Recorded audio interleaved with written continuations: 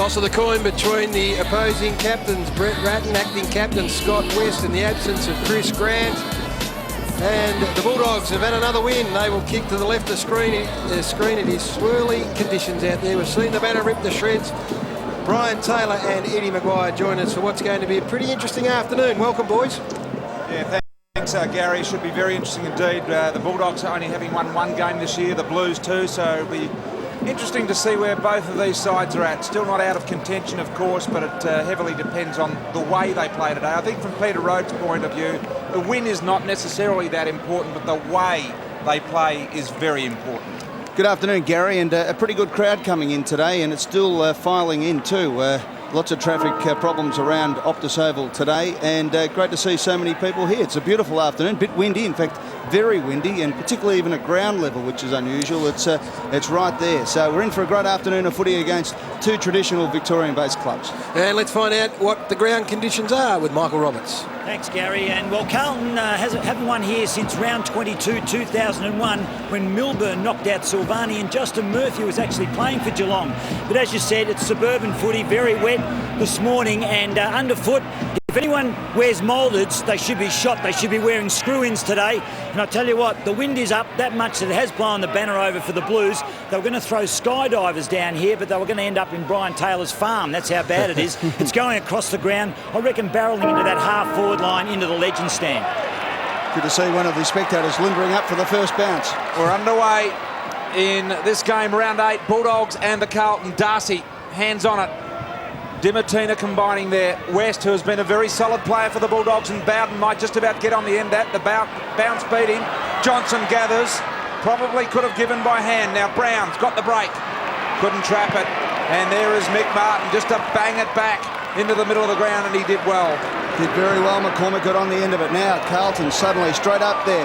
There's a big chance when Brown came running out. Now Carlton through. Ratton go to McKernan just over his head. Fletcher burst through. Did he get a shove in the back? Looked like it. Umpire didn't think so. We'll have a ball up about 45 metres out from the Carlton goal. Kicking to the Robert Heatley stand. George H. Harris stand. There's some big names here at Carlton, but we're in the legend stand this afternoon. Nathan Brown started inside the goal square with his opponent Andrew McKay, and Brad Johnson inside forward 50 as well, as there's been a quick change.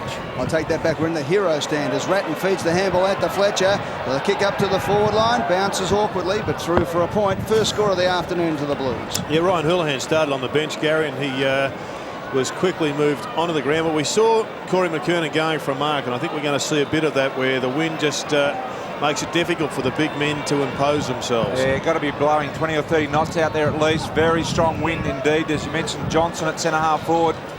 Look for a lot of movement from him today in that position. Brian, do you think it's favouring an end, or is it just... Seems to be blowing straight across to the city side of the ground, Jared, to me, but maybe slightly to the legend stand end as the Dogs try and win possession in the middle, and this man is important to Carlton. Koutafidis, Lappin, one of the players that Carlton are happy to run free from half-back, kicks forward, and Robbins, on his return from a very severe back injury, back into the side for the Dogs. Dogs out wide. Dimatina's got loose on centre wing. Now the all-important kick. He just hoiks it up, hoping for the best. Carlton get back in numbers, but reading the ball beautifully there was Bowden. Very good mark. The Carlton players got a little bit lost. It seemed to actually find about a metre or two in the air there, Jared, and he was able to take the mark on the chest, which is exactly where you want to be taking them today. Well, the best thing is if you take that front position, it was a good effort. He had 3 Blues around him, and the ball just, in the end, it fell into his arms, and he goes back and gets a chance. I reckon they've started okay, the Bulldogs. They've gone in with directness that we haven't seen them for some time. And this is an important kick to get their confidence up. He's only kicking from 35, 40 metres out. Not much of an angle, as you can see. Very kickable for a senior footballer. And in he comes, Patrick Bowden. The kick is on its way, and the Doggies have got the first on the board this afternoon at Optus Oval. Dogs by 5 points. I think it's an example of what we'll see with the Western Bulldogs. We noted in the pre-game that they have had more disposals than any side in the competition, yet sit on the bottom or second bottom of the ladder. So clearly that's not working. I think this is what we'll see. Long, direct footy into forward 50 where you get a contest. There aren't going to be, because of the conditions, you won't find too many leads that are hit, lace out. So get it in there quick. Even if the ball bounces into dangerous territory, it'll work for you. Bulldogs with the first goal of the day here at Optus Oval. Darcy went early. Eventually got the kick out to half forward. Sure. Ball swirling. Wiggins did well to glove that one. And just kick it out, set up the run of Camporelli. Gian Siracusa chasing, applying some pressure. Good sign for the Dogs. Beaumont, the don't argue. Ball now in no man's land. Koutafidis cleaned it up. McCormick back to Lappin. They're under pressure on every possession at the moment, the Blues.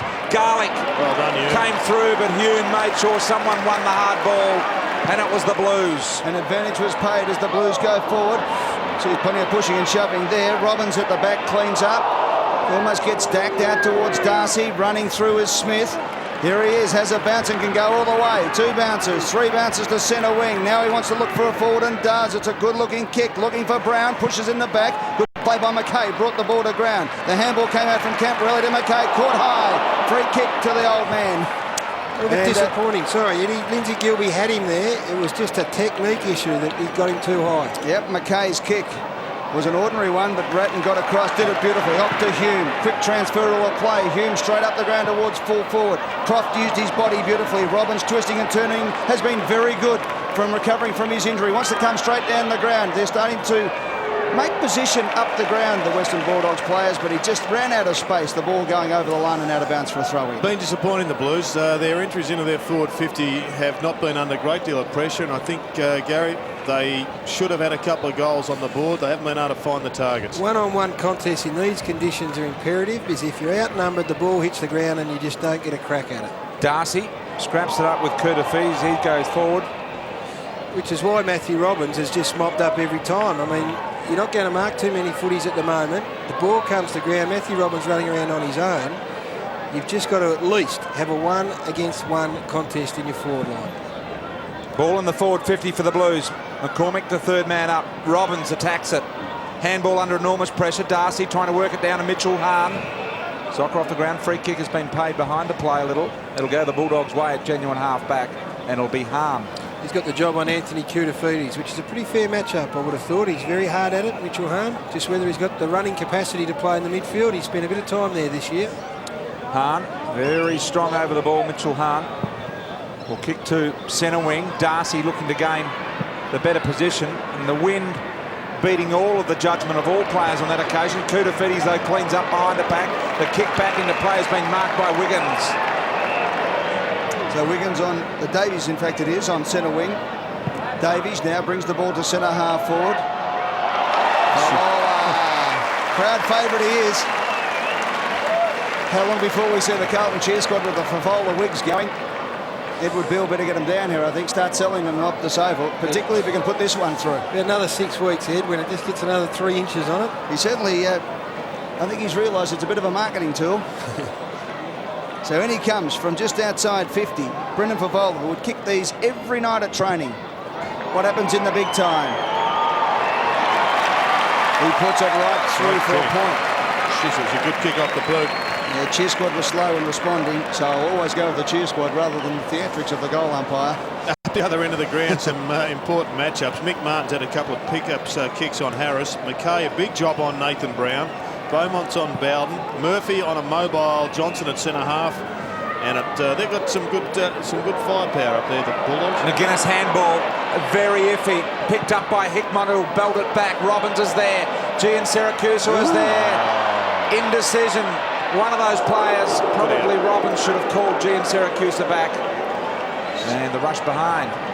Should have called him back, but you can't drop them nevertheless. Sometimes you are caught in no man's land. He did the right thing going back, but she just fumbled, and a lucky escape. Structure again, Jared. Yeah. 2 Bulldog players on their own. Now, you've got to be competitive. You're not going to get it in there all that often, so at least give yourself a chance. Smith Gee, look at that. winds up. It's a thumping kick with the aid of the wind. As Harrison Marks, the former Tiger, that genuine halfback. What's interesting, isn't it, Brian, the wind, because Favola got plenty of purchase into it. And look at that one from Smith. Anyway, going forward is a chance for Bowden again. Oh, good little handball away. Garlick should set sail for home. No, he goes for the handball over the top. Running in. Have a look at this from Johnson. He just buries it. That's a beautiful kick. A great player, and the second for the Bulldogs. Well, the kicking issue is, you're exactly right, Eddie. That kick from Rowan Smith set this goal up. That covered 65-70 conservatively, and this is what happens. I mean, you kick players out. The Bulldog players know he's capable, so they start to set up for that extra distance, and they just got the overlap working beautifully. And it was a good handball from Gilby there. I gave it to Garlick, but Lindsay Gilby set it up nicely. In fact, it was Mitch Hahn. I'll go through the whole team. The Bulldogs with the start that they so much needed. In the middle, Darcy West. He can handball over the top of the bow, and then he can set sail from home. Kick on the way was Rush, but it'll go offside, and Brown will mark. He saw him out of the corner of his eye, Brian, no doubt. He Brown did. on the wrong side for a left footer. That's play on. Not sure what Simon Beaumont was thinking at centre-half back. Charged into the centre square when the ball's in dispute. Left his opponent there 20 metres on his own. Scott West wins the clearance, and away they go. Nathan Brown deciding in his own mind whether he wants to run around here, I reckon. What will he do, Brian? Now, we don't know what goes on in the head of Nathan. Will he banana it or just kick it straight? I reckon he'll kick it straight from there. Runs around on the right and misses. No. Should have kicked it straight Should have from kicked there. it straight, exactly. Because I reckon he had enough to work with, and it was just a matter of getting the ball on the boot straight. And, Brian, from that position, you can get a bit of bend on the old banana from in close, can't you, regardless of the wind? Absolutely. If you want to go that way. So the Bulldogs by 10 points in the opening few minutes of this game. And Nathan Brown moves to 17 goals, 23 for season 2003. Don't keep reminding me, please, Ed. 40 scoring shots he's had for 17 goals. I reckon the problem the Bulldogs have, the Blues have got is that all the Bulldog senior players are up and running. We know they've had a great history of being top players, but you got West, Johnson, Smith, Brown and Darcy all look like they're ready for a decent match. Bursting out of the blocks, Dimatina. Mongrel's one forward, but that's okay. Johnson back to Dimatina on the left. This time McKay just slips into the hole there in front of the 10-yard square and marks. Kicks out wide to Murphy, who will look to set the Blues up from half-back, but the kick missed the target, and that'll be a bonus for the Dogs on their half-forward line in front of the former Elliott stand. Darren Hume is running with Scott West. West, well, you know he's going to get plenty of possessions, but Hume will make him work. Good play by Darcy, got rid of Kurtafit. He's no mean feat in itself. Then got the kick forward inside 50. Lappin tried to squeeze the ball out. Beaumont's there. Johnson flipped the handball around. And taking the ball over the line out of bounds is Daniel G. in Syracuse for a throw in. 40 metres out from the Western Bulldogs goals. First quarter's won, 7 rounds of footy, 2 apiece. So somebody obviously will go to the front here. Be a draw, Ed. Could be a draw. Crashing through. And good play there for the Carlton side. Up towards the centre of the ground, it's Hickmont. Camporelli got the kick out, so the big name starting to combine there as the captain Ratton got it out to Favola. The mercurial one from the pocket, it's bending but not enough. And that's 2 behinds. Good play from Camporelli though on that occasion. He tried to crash through. He's been criticised in recent times for being an outside player, but he's decided today obviously to get right in underneath the packs. A point to the Blues, and they trail by 9 points. And Kurtafidis looks like he's in the ruck. He's running with Darcy. Ball from fullback. Smith with another thumping kick to centre wing, to true centre wing. G in Syracuse gets on the end of it. Garlick wants it inside. You can see him in the foreground waving the arms there. And eventually that's where it goes. Gee. A lot of room in the forward 50 here. Need a positive lead. Garlick, long ball, Harris at the back, McKay. And Mick Martin just holding off the charge of Harris at the moment. You got to get a contest. That ball, under no circumstance can a Carlton defender mark the long footy in like that. You've got Crummers there waiting. It's their bread and butter. You just got to get the ball to ground. Beautiful kick from McKay to McCormick. He called McKay the old man before. That was a shove in the back. Yep, Kurtafidis gets the free kick. He's only 32 years of age. Yeah, no need for that shove either, Ed, because he had him clearly under the ball. Just had to put the arms up, use the body. 5th disposal for the Cooter. Ratton's had a few as well as he kicks inside 50. They need a mark here. Up goes McKernan. McKernan around the body. Well, they're getting plenty of purchase on the ball, but they just can't find the big sticks, the Blues, and they rack up behind number 5. And this is where you get nervous if you're a Carlton supporter, because it's in the hands of Rowan Smith. And if history is anything to suggest, you've got a heap of space on the city side. Well, shouldn't the zone sag here, Gary? Well, they are starting to adjust marginally. Favola's pushed back well inside the centre square, as has McKernan. He isn't seen. There's a loose man out here. Power's just come onto the ground. Smith with a couple of big kicks out in this direction, probably trying to open them up on the other side. This time, Favola got in the right spot to repel. Good set up by Carlton. They did adjust. Favola, half forward for the Blues, pumps it in long. Making ground here, wait. But Croft will stand under it and mark in that last line. Looks to get it out. I believe that the Bulldogs are trying to work it on this side, which appears to be the attacking side. Smith with a left foot kick around the body that went straight to Ratton. Beaumont sagged back off Bowden, picked up the ball, gave it short to Koutafidis. On his non-preferred side, a bit of a mung. Got it inside 50. Camporelli hovers. Chance here for the Dogs. Croft thought about the handball free kick. No advantage. So it'll go back to Gian Siracusa at centre half back. Gary, on that occasion, the big kicking came from Favola, and we saw Croft all on his own. McKernan was at centre half forward waiting for the kick. Yeah, it's no good. You have to hold sometimes if that's your choice. Dimatina goes to ground, just gets it off. Bowden looking, searching. The little kick over the top was too strong for Garlick. Garlick bursts through, gets it off to Darcy. Darcy on the left boot, high. Here's a chance from behind. Harris takes a screamer. Don't worry about that, Mick. The only thing in your back was his knee. He plays on straight away from point blank range. He sprayed the kick though, and Mick gets the last laugh. What is he doing? This is a 14th versus 15th contest on paper, and right now it is exactly that. Wow, from 15 metres out, pretty much directly in front. He's played on and kicked around the body. That's just a lack of confidence, Brian. Yep. Didn't want to go back and commit. Oh, gee. Why do they want to bend the ball like that? Don't know. It's a thing with the modern day players that they feel they've got a banana and bend everything. But I tell you what, if they stick to the drop punt, it'll get them through more often than it won't. Flat punt from in front. That close. The positive of that is that he did give a genuine contest and took the mark, and that's what he's got to keep doing. He used the drop punt, and his coach called him a drop kick. Yeah. Camporelli does this very often, plays on from fullback, and he runs to receive often again in the middle. This time Lappin's away. Garlick slipped over. Well done, McKay, it was indeed the smother. But don't argue on West. Bit of drama in that as well. Bit of Hank Bolger in that as Camporelli now runs free. Driving ball forward for Vola. The danger here. He's got the set. And he marks. Smith didn't get a hand on it. And beautifully called, Brian, because it was Camporelli who ran to receive from his 50-metre kick out. You tipped this. Yes.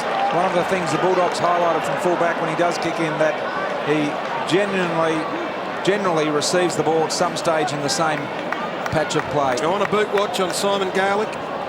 Get Michael Roberts onto that. With a gun, he was going to shoot somebody. Well, he slipped over at the critical time, and this is the result. 23 goals for the year, Brendan Favola. 23-15, in fact. In he comes. 23-16 plus the other one he missed, so 23-17. It's 3 today. Brendan Favola missing one that the Blues really needed. Ouch. 6 straight points. The Blues are a goal. Western Bulldogs are 2-2-14, except it's taken the Blues 2 more scoring shots to be 8 points down. I reckon the Blues are playing like the 100 at the moment. They've got no right to be the 100 given they've only had 2 wins. But the Dogs are the ones that are making the physical attack on the ball and the man. And the Blues are running forward to the contest more often than they should. Power from the back pocket. Well, that one was to no one other than McKernan, who got back and took the mark. So Big Corey comes in, thumps it long. Plenty of high flyers here in navy blue jumpers. It comes to the ground. Hickmott to Hume. Hickmott again. Good hard bodies in there. McCormick trying to find a bit of space. Got it in the back. And will take the free kick. So McCormick, who's been pretty lively so far in this game. A 22-year-old, so he's a mature age recruit. 4th touch coming up. But at least runs to the right position, boys. Puts his body over it too, Eddie. That's what I like about him. He doesn't mind getting in, and he's only got a light frame, but he's got no fear about running in and having a crack. They desperately need a goal, or this becomes contagious if it isn't already.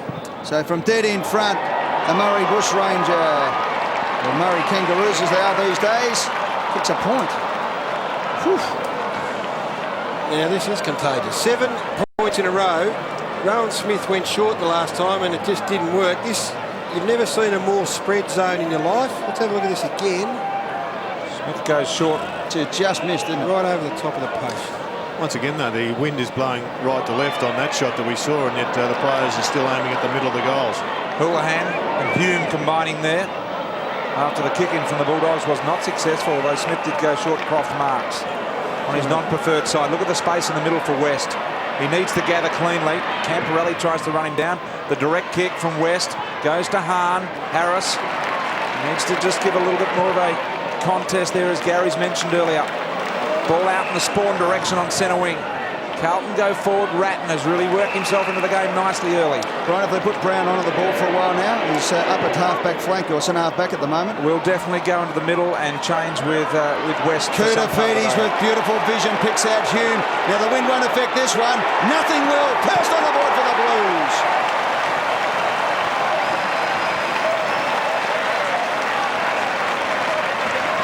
Well, he was on his own for quite some time, Darren Hume, and eventually the ball found its way to him. Brett Ratton's been a star early in this game. He's just so creative when he does get his hands on the footy, and Kuda was the man that spotted him up. But both sides going forward have been poor. They have to realise, particularly Carlton, with the spread zone that they've got, when the point kicking comes in, you just can't belt it back in because you've got no one in position. They've done it 3 or 4 times, and it's cost them. But on this occasion, they've got a major.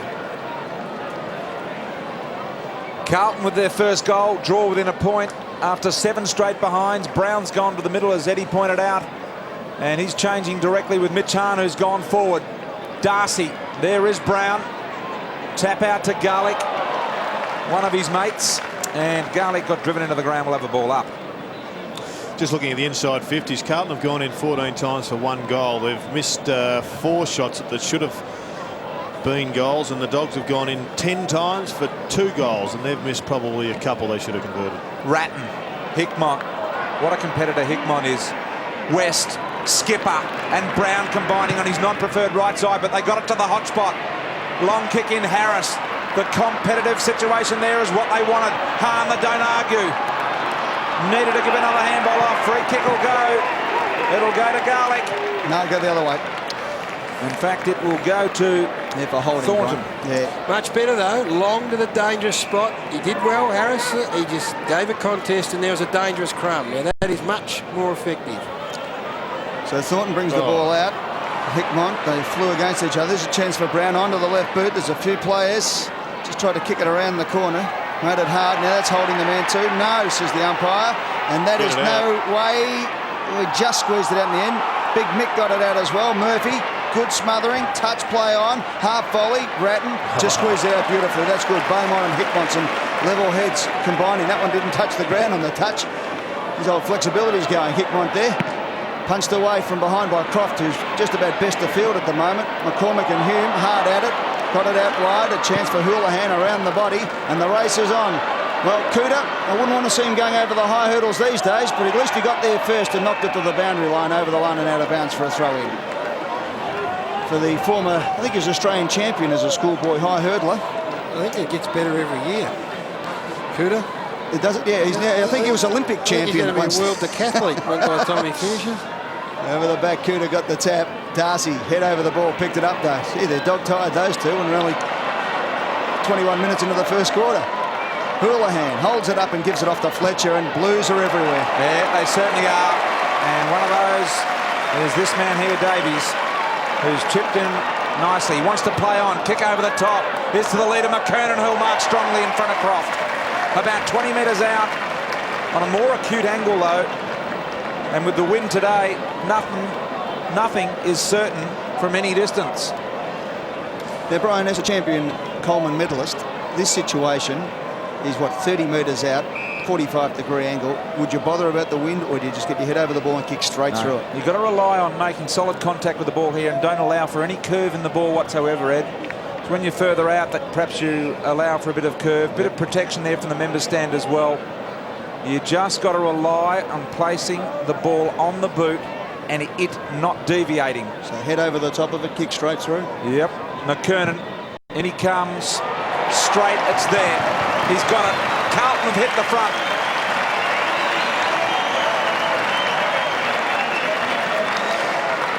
Well, all they've done, Gary, I think now is just started to take advantage of the opportunities that have been created for them. They've started to take some marks up in the forward line, close enough to goal to kick some goals, and they've kicked accurately, more the case. Started to hit some targets. You're right, Jared. Rather than just belt it back in there, I mean, it is a very bred forward line, inevitably there'll be a loose number somewhere. A bit of composure.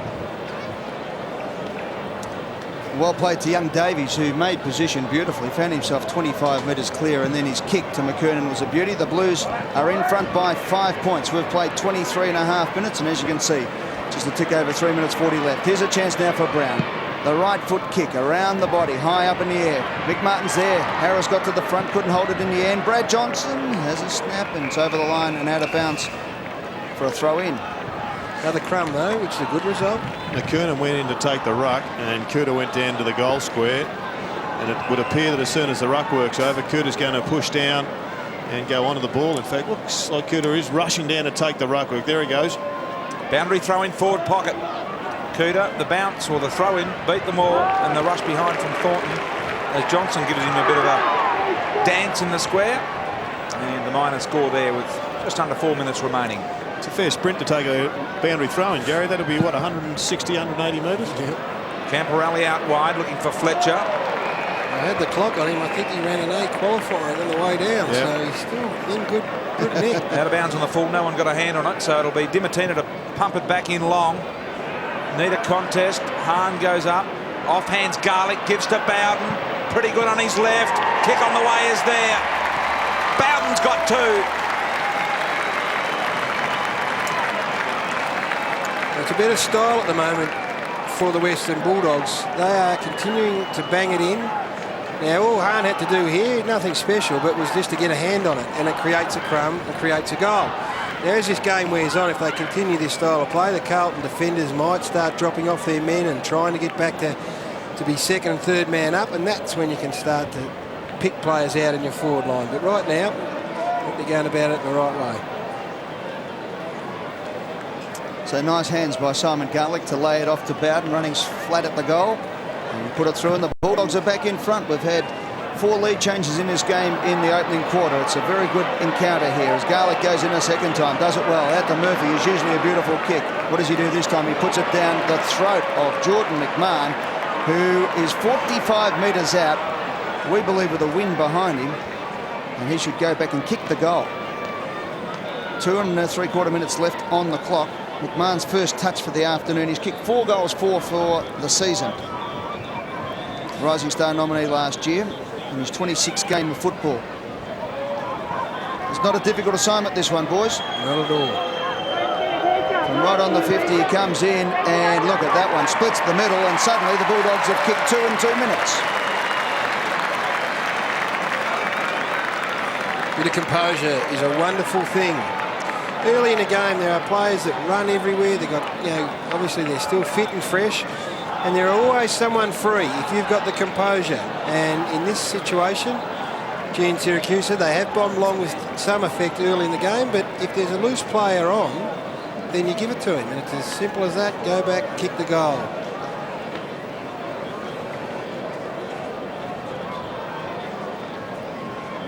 So the Bulldogs in front by 8 points as we near the quarter time buzzer, just over the 2 minutes remaining.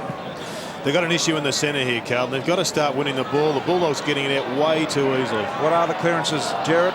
Bulldogs have got 4 and Carlton have got 1. And Gary, I'm not sure if I'm reading this absolutely wrongly here, but I reckon the Bulldogs are harder in at the loose ball at the moment. The Blues look like they're just waiting for someone else to do the work in various areas of the ground. Ratton is standing out as the exception, and possibly Hume. Umpire Mark Fussell there, putting the ball down. Gene Syracuse are wrapped up in the aggressive Hume tackle. Boys, we might get a wide shot of this bounce, but have a look here. There's a lot of blocking. It's almost as if the Bulldogs are nominating a different ruckman other than Darcy, and then about 3 of them are going up for it at any one stage. They've got Bowden in there, they've got Harris is in there as well, and Hahn. In went Hahn on that occasion, and the tackler was Darcy. So interestingly, they pick up the ball up strategy there. As the ball goes forward, Power from behind, Power mark. And Hahn had Hume as his opponent, so they identified the mismatch in height, and they were the 2 that contested it. We'll keep an eye on that one. That's going to be an interesting tactic throughout the afternoon. Hope I haven't blown the cover barge as the ball comes out from centre half back. Up towards Johnson. He's turned his opponent Murphy inside out. A good tackle there by Murphy. Did it well. Picked his pocket. They're in there hard. Garlick's been very impressive this quarter. and he got in and held it up. 5 disposals for Garlick, but he's done a lot of the hard in and under stuff as well. Apart from maybe having moulded soles on, he hasn't done much wrong. Still waiting for the update. There's certainly been no shots fired from Michael Roberts, so... No, Robbo keeping a close eye on the boots today. Yeah, I think he has got the screw-ins, but good play here by Lappin. Lappin now kicks up towards the wing position. Favola's the man who has to mark, and did nearly enough. Umpire said no. Ratton picked it up over to Hickmott, tried to crash through. Power. Tackle was high. Susie, did he duck there? Technique was just about right, though. The kick forward comes out to Beaumont. A thumping left foot kick. The paddock is on, and Favola's the man he can run on. No, he's decided to go back and take the kick. And all from that tackle. We need to have a look at that tackle in replay on centre wing, because it was perfect tackle. Because if he had have got the free kick, as Brian... No, it was high. Got him high the first time. Yeah, but did he duck it? Yeah. I reckon he ducked. 5 free kicks to 2 in Carlton's favour, and this is a very big kick for a man who has kicked 3 behind so far, not only for his team score but for his own confidence. He could have run into an open goal. He decided to go back and take the set shot to the Robert Heatley stand end to get Carlton back within 2 points at quarter time. Brendan Favola comes in. He's got the white boots, he's got the shaggy hair, he's got the ball, and he has now got his 4th behind of the quarter. 10 scoring shots to Carlton, 7 to the Bulldogs, yet the Blues trailed by 7 points at quarter time. The Bulldogs 4-3-27, Carlton 2-8-20.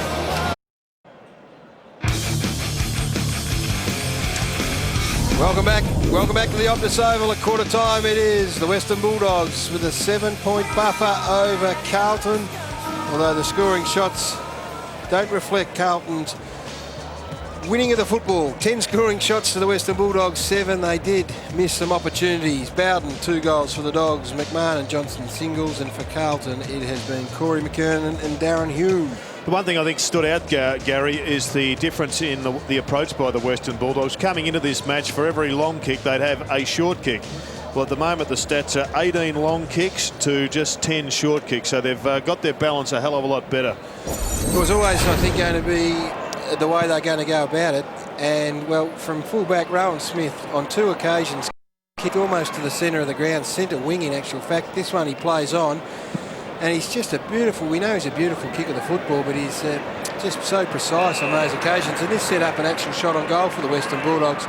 They have had more possessions than any team in the competition, as we've mentioned a couple of times, yet they sit second last on the ladder, so some fine-tuning and tweaking has been needed. Just before we go to Robbo, it's the long kick to the goal square that's even more important than the one from defence. Exactly, and they have had some quality crumbs. Let's go down boundary side now with our man on the spot, Michael Roberts. Thanks, Gary. And I think during the call you said that some of the big guys were struggling. It is quite heavy underfoot, and a bit of the sting has been taken out of their legs with their run. But I noticed in the Western Bulldogs huddle, Ben Harrison was the doc was having a good look at his knee, testing it.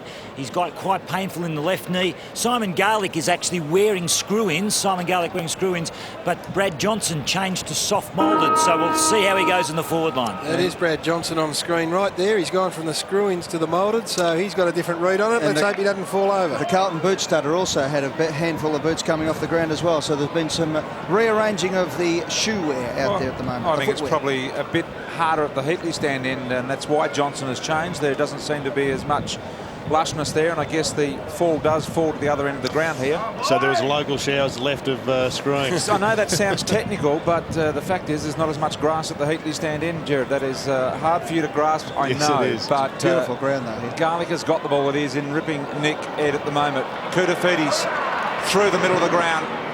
There's the kick that Pagan likes so much. Bounced off the Hickmott chest. Power. Favola. Harrison over the top of it. Under some injury cloud. Michael Roberts reporting, so we'll keep an eye on him. Ball up. Well, once again, it was a kick that needed somebody to put a glove on it. Nobody really stood up there at Carlton, read the ball well enough to take the mark. It was one, Gary, I think, should have resulted in a shot at goal. But yeah, exactly. They need to persevere with it. Robbins has gone on to Ratton at the moment. McCormick went up. He got a smack in the chops there from Favola, actually. Garlick over the top of the handle to Gene Siracusa, now to Murphy.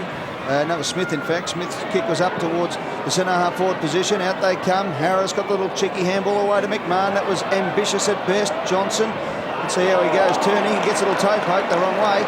Out towards the wing position. The race is on, and the boundary line will win that race. Will have a throw in. Patrick Bowden just copping one there in the process. From, Trent Spawn fixed him up. Nice good hip and shoulder. Good hit. Which is something the umpires need to have a good look at. There's a couple of good hip and shoulders over the weekend which were adjudicated completely incorrectly, and that one was a good one.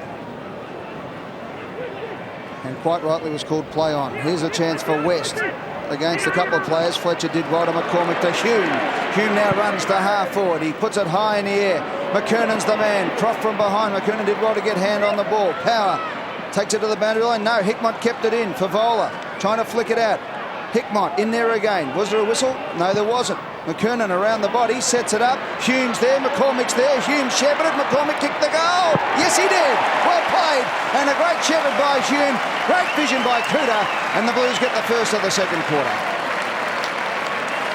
It was a good setup, no doubt about it. Young Power, I think it was, had to get that footy across the boundary line, although I guess maybe that's a bit harsh on him. They worked pretty well. Their forwards kept at it, the Blues.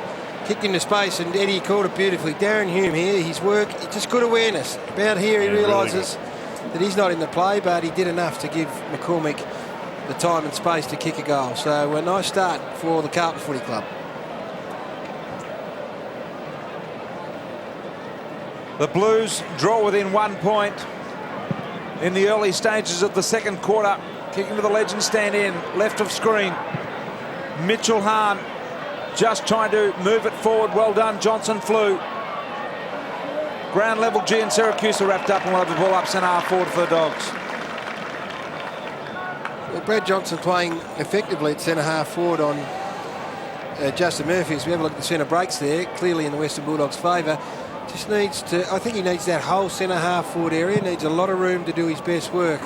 It's a well-known face. Darcy commanding some room in the ruck area there as Koutafidis dives on it. So does Gilby. June Syracuse at the bottom. Sat on it. Another ball up. Carlton within a point. Luke Darcy, and have a look at the numbers around the ball here at the moment. I think the Carlton players are just saying, listen, if Anthony Koutafidis is going to ruck, let him ruck. And that was the tactic that Eddie picked up on earlier. Very similar to last week with Carlton. A lot of numbers around all of the ball ups around the ground, and they've done it again today, and the Bulldogs look like they're determined not to be outnumbered. Interesting here, boys, isn't it, that everyone's standing on the Carlton side of this ball up? Have a look at the numbers there. There's a couple now sneaking around, but the last one had no one on the Western Bulldogs side. Over the top went Spawn, third man up in the contest, and I think you might see a little bit of that as Ratton from centre wing bombs it into centre half forward. Hickmott and Power go at it. Too much pace. Power in front. Hickmott, though, harassing. Always looking dangerous. McCormack got the last goal.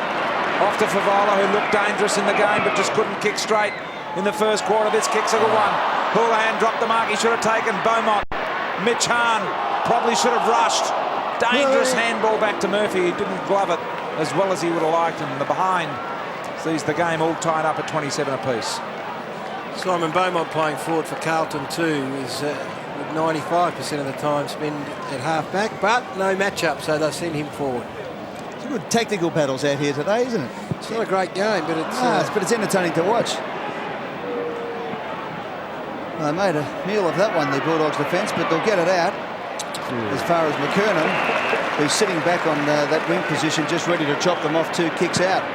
Into Koutafidis. 2 ruckmen have been able to get away on their own. The kick wasn't too flash, and Johnson might make them pay. No, Fletcher did it well. Back to Murphy. Murphy now just puts it high in the air. Favola is the man. Favola's got it. Great play. If he can find his compass, he could absolutely destroy the Bulldogs this afternoon. That's his 5th mark. He's kicked 4 behinds. He's had a couple of inside 50s as well. So he's just about done everything bar kick straight, and if he had, this game would have been blown to kingdom come already by now. I reckon his work rate's been so admirable. Dennis has got him playing further up the ground, up on the 50, and he's working forward and back. And the only thing missing is the accuracy. And And a year ago, Jared, if he had to kick 4 points in the first quarter, you'd just about write him off for the day. But look at him already in the first 6 minutes of this quarter. He's had a couple of inside 50s. He's presented himself. He's taken the strong mark. And now all he has to do is kick the goal. He comes in. And he's done everything bar that, has he? It's another point. Well, he's up to 5 behinds now. Disappointing. That is disappointing, because as a forward, to have 5 shots at goals, a pretty fair effort. He's got that only 5 minutes or so into the second quarter, but yet to register a major. And the 5 set shots from memory Haven't been super hard. Certainly 4 off the top of my head. He's only just been out, though. Hasn't been as if he's missing by a long way. Smith plays on, then looks for Croft. He marks the ball wide near the boundary line, as you can see there. Chip over the top. Giansiracusa and Camporelli got the fist there nicely in the end to force a boundary throw in.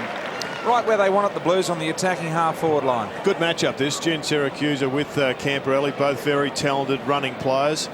And you'd expect that they could have a bearing on the scoreboard. Gee, there's a lot of happening in and around and off the ball at the moment. Ruck work? Of course it's not. Free kick. Yep. Go to Koutafidis. He'll drive the ball long into attack for the Blues. Beaumont making ground of this one. Favola in front. Ball knocked to the front and centre, out to Wiggins. Right foot snap by Wiggins. Has really butchered that one. Out of bounds on the full. Good contact, eh? Well, the Blues now, you can have a couple of out of bounces on the full to their inaccuracy on the points table. They're 3 goals 10 to 4 goals 3. It's so costly, though. When don't have to tell you, Ed, you saw that play yesterday, what inaccuracy can do to a club. Yeah. And you get your opportunities, but you only get so many of them, and you've got to make them count. Collingwood had 5 scoring shots yesterday. Had hit the post twice, 2 on the full, and 1 was a set shot from 35, and it cost them the match. Yep. 4 points. Well, Rowan Smith should be penalised here because he has faked for the free kick. Tell me if the rule hasn't changed here. Well, that umpire should have pinged Rowan Smith. There's no question about it. Oh, hello, he's giving him a free kick. Against. He's realised halfway through that, he realised he should have. So he watched closely enough and thought, now I will. Well, let's have a look at this. He's got the ball. Well, that's even worse if he's done that. Look at that, look. Gone to ground. Yeah, he shouldn't be doing that, Rowan Smith. But the ball's there. Well, how is that not a penalty straight up? It's a disgraceful decision not to give it. Now, Well, let's let it go here. Well, we might have another look at the second half of that. By the way, the Blues have had 8 free kicks to the Dogs 2. He might have copped a little one going through there, Rowan Smith, but... play to the whistle, Ed. Well, he definitely got it, but he definitely got one, but he only reacted a split second later. Little nick, but the second free kick was ridiculous.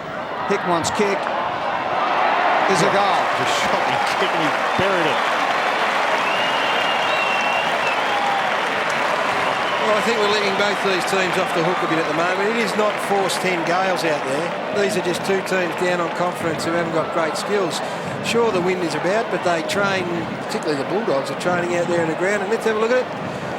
Let's see what this one's for. Might have been we believe that there might have been a little bit of a headbutt or a push there. We saw Hickman get up. There it is. Oh, a bit of just a bit of around the neck. It's a bit of an ear pull, I think. Yeah. Yes, and it is Adrian Hickman coming to the bench with the blood rule. I think he might have got it in just a little bit of a minor headlock twist that resulted in the free kick and the goal from Rowan Smith. So if a bloke's over the top of you, sticks his head in and wants to give you an earful and all the rest of it, it's a fair game to get a smack in the chops, aren't you?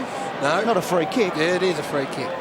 Okay. You've got to bite your tongue, Ed, and wait your time. Wait for the right moment. Speaking of free 7-point kicks, here's a advantage. cheap one. Yep. Infringement by the Bulldogs allows McKernan to kick the ball forward. Giansiracusa, the front and centre. Freezer 9-2 at the moment in favour of Blues. Gilby worked it to McGuinness. Around the body, Johnson. Murphy gets this out. Well done, Murphy. Although turned it over in the end. Dimatina. Johnson should have got support from Darcy and the Shepherd and didn't. And in the end, the Blues, who are all behind the ball, have got possession. Watch Murphy. Over the top, handball. Lappin, who's come from half-back, looks dangerous. Drives the left boot into the ball. Lots of dogs around this one. and they'll be happy to see it over the line. Can I just say there, Gary, I thought Darren Hume's performance to get that ball back off the Bulldogs, who were often running towards goal, was first class. He's been great, but the handball from Dimartina to West was a disgrace, and the coach will cop it in the neck, but that is just an execution mistake. Blues have set the wall up 30-40 metres off the throw in with Kuda and Ratton and everybody just waiting for the Bulldogs to get one out. In the meantime, McCormick fights to keep it in. And we'll have another ball up 35 metres out directly in front. Michael Roberts, boundary side. Interesting that Ben Harrison's come back off and got straight on the blower. They had a look at his knee, so he's walked up and down the boundary line. They're working on Hickmon at the moment. Just a little nick around the temple area. Okay, we saw that one when he lined up for goal. Bit of a scratch. Ball up. McKernan got a good positive tap. McCormick was legged, was he? No. Umpire says that the Bulldogs free kick, so play on is the call. Gene Siracusa now comes out from the half-back line. The kick was short, made it hard for Bowden. He got a bit of a boot on the ball. Over the top of it ran Thornton. McMahon did well to Bowden. There's a chance now. Gene Siracusa sits it up in the air. Brown against two of them. He got the mark, almost. Then the kick was a push in the back, and he'll take that free kick. Too high in the end, the umpire called. Doesn't matter what it was, he gets the free kick. Just their second time inside 50 this quarter, the Western Bulldogs. And it was one that I thought Andrew McKay had pretty well covered, but he missed the footy on the way through, and Brown came up with the possession. Had little influence on the game to date, Nathan Brown, and this would be a nervous time. He needs to take every opportunity. We know his kicking's been astray.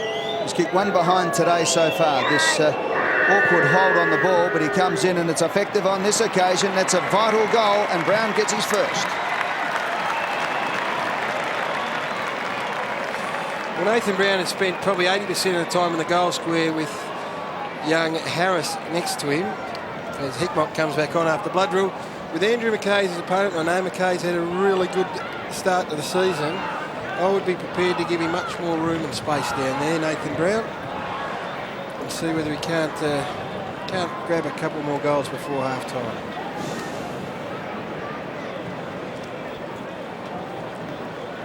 Well, Brown, after kicking that goal, puts himself into the centre.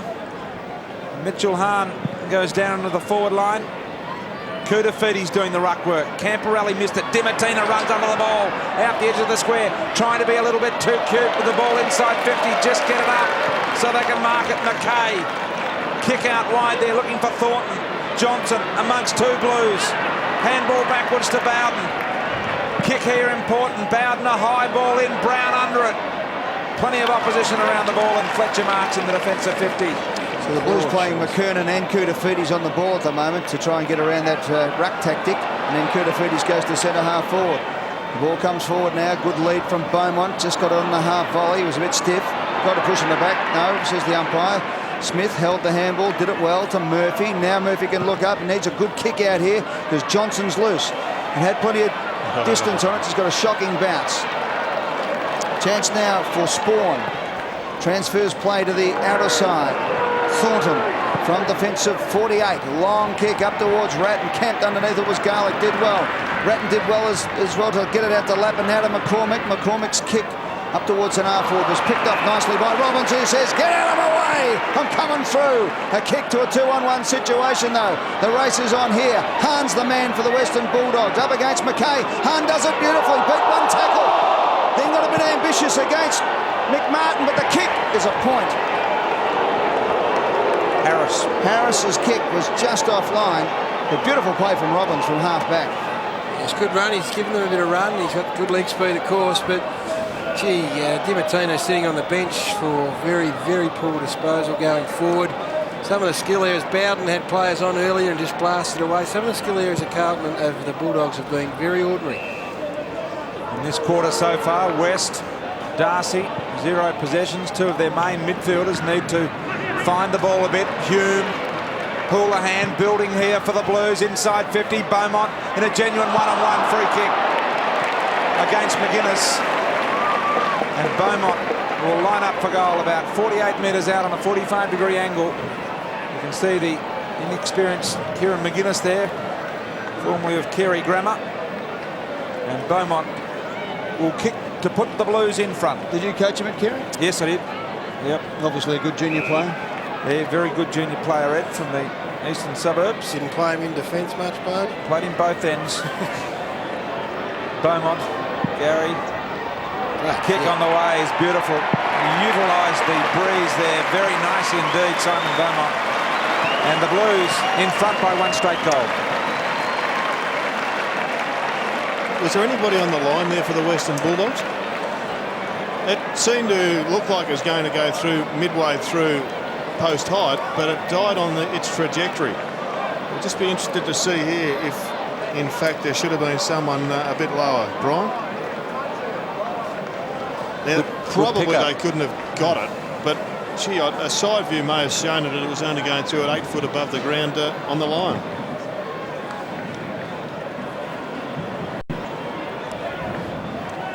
So the last 3 goals have come from free kicks. The umpires having a big influence on this game. 2 of them to Carlton, 1 of them to the Western Bulldogs. Here's McMahon.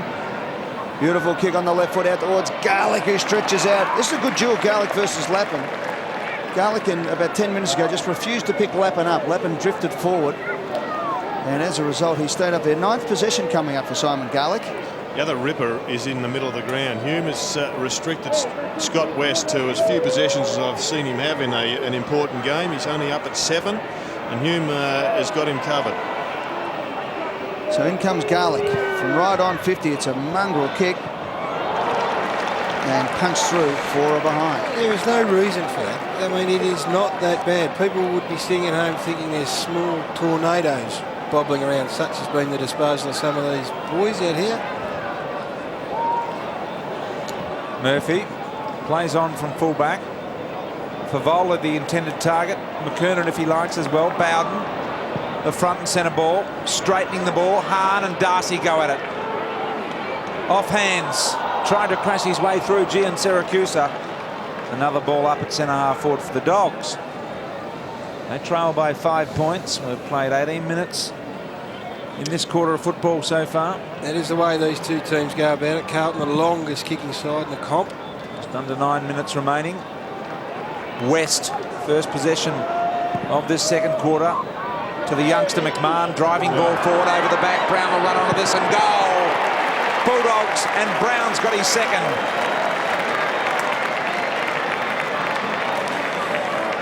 Well, a little bit of fortune there, just the Carlton defence on this occasion allowing the ball to get over the back. And it was Fletcher, the player, who swept through. He just had to realise that all of the dangerous territory was behind him and do whatever he could to get it in front of him and towards the boundary. So Nathan Brown has had a quiet afternoon, but this is why he's so dangerous. 2 goals in the space of 4 or 5 minutes. So the Bulldogs back in front by a 1 point here at Optus Oval. 5-10, plays 6-5, 8.5 minutes left in the second term. Camporelli had it, then lost it. Little toe poke out was good for the Bulldogs, momentarily at least. Murphy to Hume on the left boot, off the side of the boot. It's an old mongrel punt. Whoa! Up he goes. Huge fly there from Robbins. Didn't get anywhere near it. In the meantime, here's a chance for Ratney. Feeds it out to Camporelli, the open goal. Camporelli drills the goal! Gets his first, and the Blues are back in front.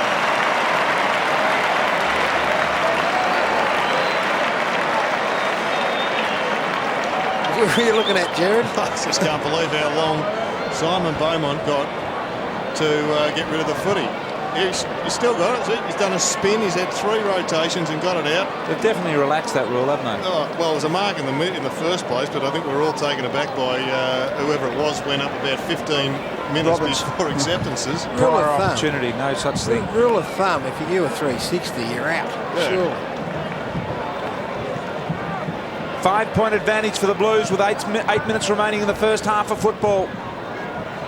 West, McMahon, Camporelli, who kicked the last, brings the Blues to life with a driving ball forward. Hickmott, the bandaged one. Croft, Ratton should have the manoeuvrability on Croft. The handball, not effective. It spills back. Ratton drives the ball long again to Beaumont, who lunges and marks. That's why front position is so important. If you just have a look at this, Beaumont was never in the number one position. The kick was put out to the front, and the more it stopped, the more Beaumont became effective. Here it is. It was going over the back initially. You saw him thinking it was going to be out of his grip, and then he read it best, and it dropped. And Ratton has been the assist in the last 2 shots at goal. Super important statistic, the assist. Should be more credit given to them. McCormack involved there as well. As Beaumont comes in to kick his second goal of the quarter. And he's really not done much with that at all. Just the minor score. Let's go back to centre bounce. The Bulldog mix in the centre bounce is not great at the moment. They are all forward runners. And on that occasion, they all push forward after the bounce. And if Carlton, it's okay if you win it. If Carlton win it, they are out of position. So just got to readdress that in the middle of the ground at the minute. So under 7 minutes left in this quarter. It's a vital 7 minutes of football for both these sides. Carlton lead by a goal. Crofts held up. Good tackle applied there by Big Barnaby. French will have a ball up at half-forward flank for the Carlton side.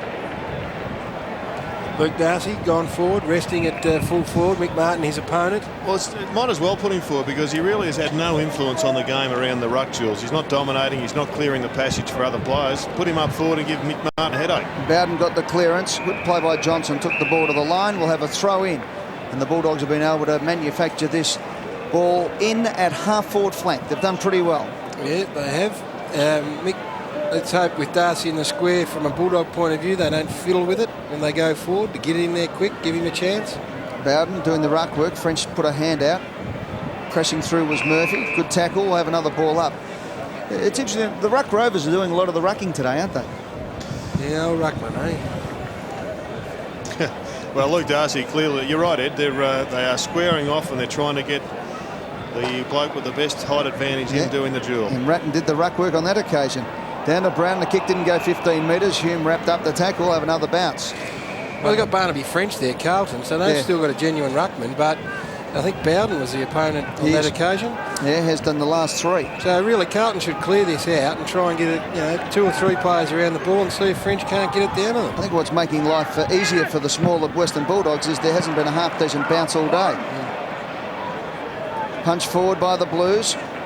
Over the line, out of bounds. We'll have a throw in. Well, just having all those flags, that this wind is really gusting. I think that last shot of Simon Beaumont's suggests just how bad the wind has become. Yes, I'll take it back. I said there was no force 10 gale. I think it might have just kicked in. I was about to just mention that, Gary, but Jared beat me. Bowden. McMahon with speed. Handball's off to Robbins, who's been effective in his return game today. Kick out wide to the lead of Johnson. Was a little bit too far in front and a little bit wideish on that wind-affected side of the ground, if you like. The one that is most open to the wind. And we'll have a boundary throw in. Genuine half-forward line for the Western Bulldogs. They trail at the moment by 6 points with just over 5 minutes remaining in the half. Bowden, French, Murphy got rid of it probably before he needed to. Offhand Spawn. Quick kick into no man's land here. Harris did well to lock the ball up. Not allowed to move forward. Hume, Eagleton. Who's going to win it? Eagleton spins out of one and into another. Another example of what you're talking about, perhaps, Jared. Although that one was a little more tightly contested. I reckon Darren Hume is having an enormous effect on this game because there's not a lot of people competing with him for that ground level ball. And he is just burrowing in and doing a tremendous job. Always does the hard thing, Darren Hume, as McKernan comes back on for the Blues. Johnson tries to squeeze the kick out. Good play by Koutafidis. Used his body, kept his feet, and then kicked it long to centre half forward. Favola got a shove in the back. Umpire was there, didn't pay it. Comes out to West for one of his few possessions for the quarter. Here's Robbins. The kick needs to be good, and it is to Murphy. Now Murphy can set something up. Hahn put his hand up and said, kick it to me. And he does. Right down his throat, if you don't mind. Way to service, that one. Hahn can now stroll in and kick a goal if he likes. As the mongrelest of kicks. And touched on the line. Was it through for a point? Might be windy, but Murphy proves that if you've got the skills, if you concentrate, you can still deliver the footy. Hahn had a bit more space to work in there, but didn't use the opportunity as Franchina comes on for Carlton. Might also be something to do with his skill level, Gary. Here's the inconsistency. Favola got the major shove at one end of the ground, and then that push out was paid. Bowden, driving ball to Brown. perhaps interfered with. Umpire said yes. Brown plays on the advantage, paid right foot snap at goal. Missed. Probably the right thing to do in that case because he was very deep on the boundary line there with not much hope of scoring. He's gone back to the square with McKay rather, and Luke Darcy. I like the setup. Darcy to stay at home, let Brown go to the footy. 2 goals, 2 now for Nathan Brown. Bit of a Barney in the back half. Yeah, Scott West has gone into defence. Looks like he's trying to pick up. He's trying to pick up Brett Ratton. Yeah. And to try and break the tag that he's got. And Franchina's in there causing a bit of mayhem as well. He's just pushed Robbins over. In the meantime, the ball comes out to centre wing through Thornton. Good kick. It's all going to come up to where the action is. McCormick's played well today. That's set up at suit Brett Ratton. He should go to the goal square. 13th possession for McCormick as he kicks up towards half forward. Beaumont is just getting way in front of his opponent, McGuinness. Beaumont's kick was a mongrel up forward towards Favola. Took it beautifully on the half volley, then laid it off to Fletcher. Back to Beaumont. He'll have to get back onto his left. He doesn't like it. Gone. Gee whiz, he's been given a good run. Franchina in there, arms flailing. In the end, it was Bowden who got it out to West. Nicely done. West to Johnson slipped over. I think he may have still marked it. It's the boots. He swapped into the moulded. He did indeed. Sold the dummy by hand so he can straighten it up a little bit more. The wind-affected kick, Gary, goes out wide to Darcy. Contained there, though, by the Blues. Defence. Running in circles, Lappin. Half back, nearing half-time. Still the Blues at the moment by 4 points. Good mark taken, French. He wants to move it quickly, gives it to McCormack, who's been effective in the game. Long ball down to Favola. Over the back of the pack, the diving McKernan is marked.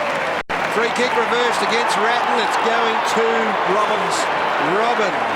That is a Gary? big play just off the foot. He just pushed him, decked him over. He might have played it up a bit, Robbins, but hey, when your bloke's got the footy, there it is, hip and shoulder. You don't do it, you just let him climb on your back when your man's 30 metres out from goal with the ball in their hands. Protected himself. It's the old consistency thing. There was a couple of games I've seen this weekend where ruck throw-ins, they pick up at the most minuscule of contest, and then in a marking contest, the bloke will have his head pulled off and it'll be play on. In the meantime, Darcy takes it, plays on, and kicks a mongrel point. I mean, that was just Brett Ratton protecting himself. Of course. One bloke bounced off, and you get robbed of a goal or a shot at goal. Yeah, I think we all agree. You just do not give him an excuse. And you went after him. He didn't have to do that, boys. He wasn't protecting anything there. That's crap. That's nothing. Doing. Exactly. Oh, it's a family program. It is. It's very ordinary. Crap. And, you don't want cheats in the game. And if we're going to reward cheats, you're going to get more of them. Garlic. Come on, umpires, lift. Gilby, a lot of friction in the box here today as ball goes forward to Johnson. Gary not getting his way all the time. Johnson with a long ball forward, not to the advantage of Harris though. Martin is there and very happy to find the boundary line. That kick is also, it's got to go out to the top of the square. There's no quality crumb. The ball bounces to the boundary. There's Brett Ratton on the interchange bench now for the indiscretion. Dogs have kicked 2 goals, 5 to Carlton's 4-3 this quarter, so they've had their chances. Boundary throw in, forward pocket, Darcy.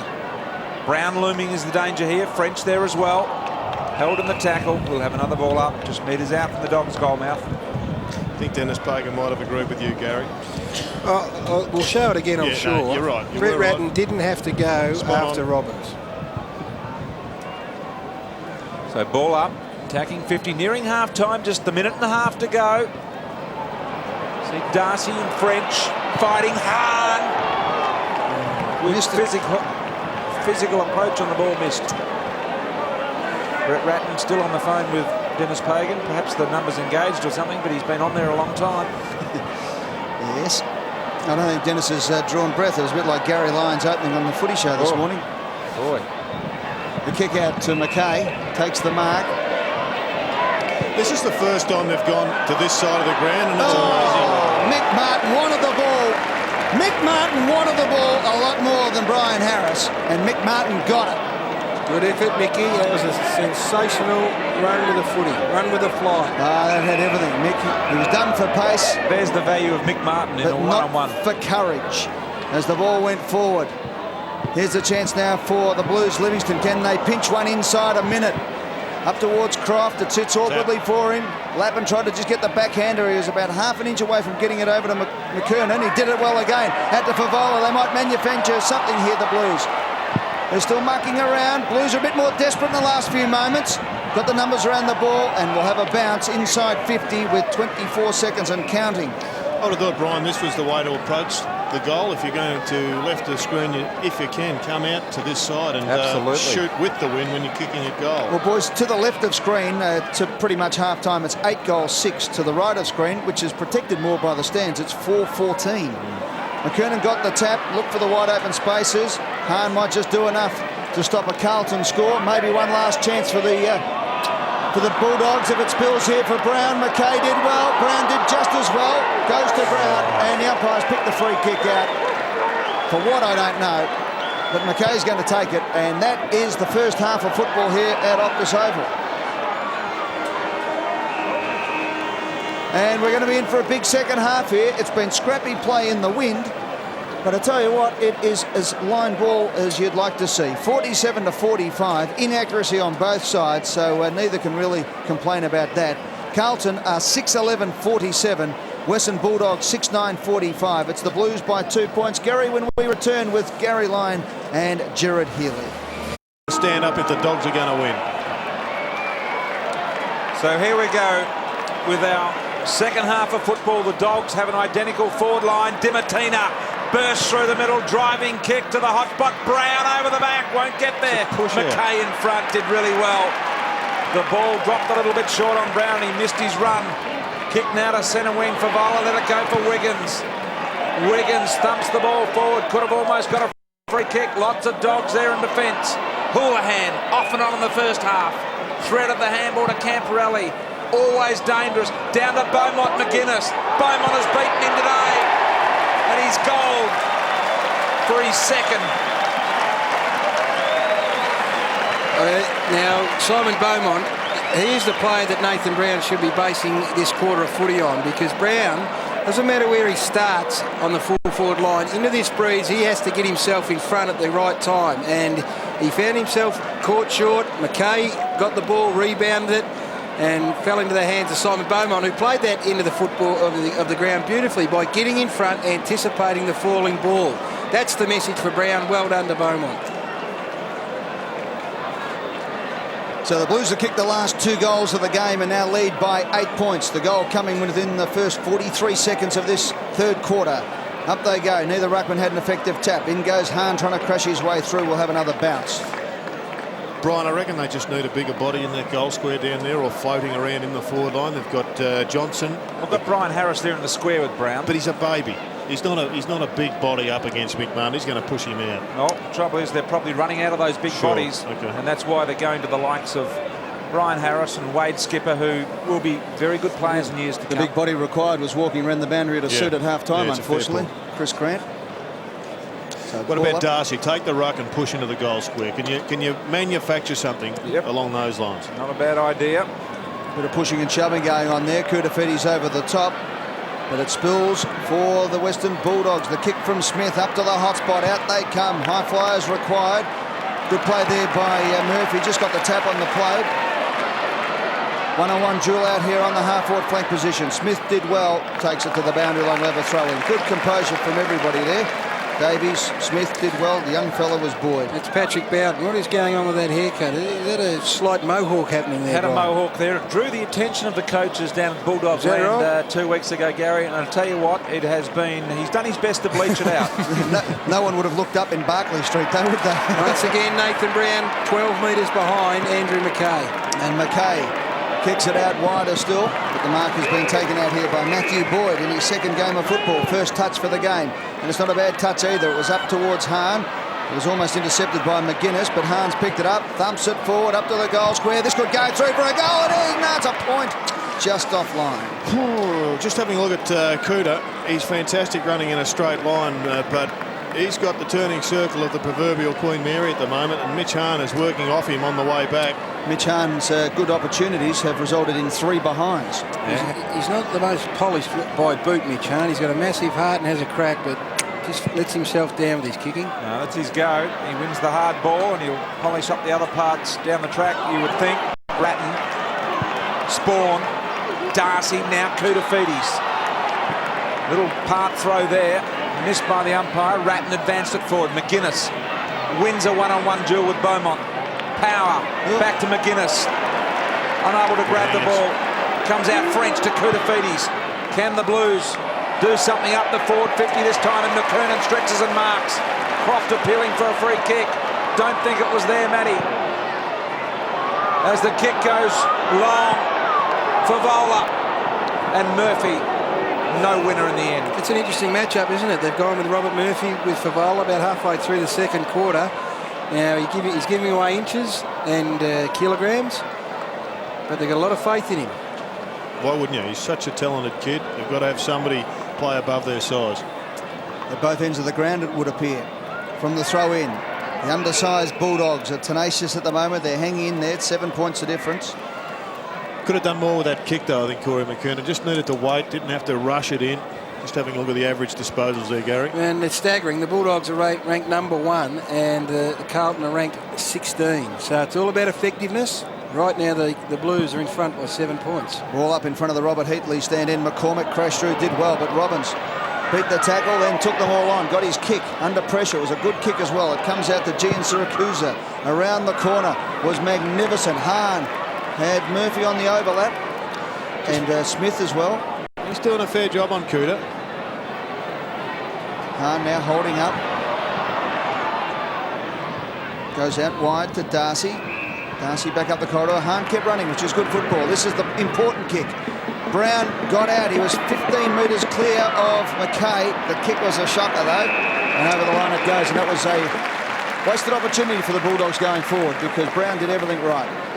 I don't think Mitch Hahn wanted to kick it. He did his best to handball it, gave it off to Darcy, and then, unfortunately for him, found it again. That's a free kick. And it's going the way of Darcy in the back. So Darcy plays on straight away. Umpire's going to call him back to kick over the mark. Geez, you saw the way that ball held up. It's a massive wind out there. Really, the players need to keep the ball lowish or as low as they possibly can when they're kicking almost directly into it as Darcy is now. And Jared, you've got to kick through the ball, not this round the corner business as Darcy's kick showed. That one with his head over the ball had a lot more purchase on it. Well done, great play by Camporelli. Around the body went the kick from Johnson.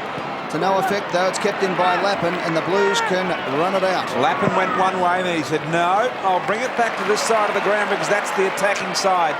McCormack, not quite polished in the disposal stakes. McMahon and Koutafidis, the young and the old. McMahon, Johnson, hemmed on the boundary line, didn't panic. Gave it off to McMahon again on his non-preferred right side, but the kick is good and finds Garlick on the lead. He's got Brown open now. The kick's there. Brown marks on the slide.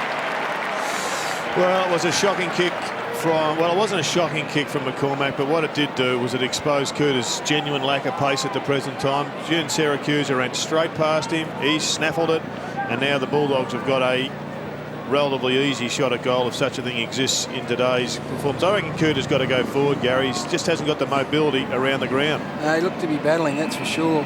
No easy shots at goal here today, Jared, with the win.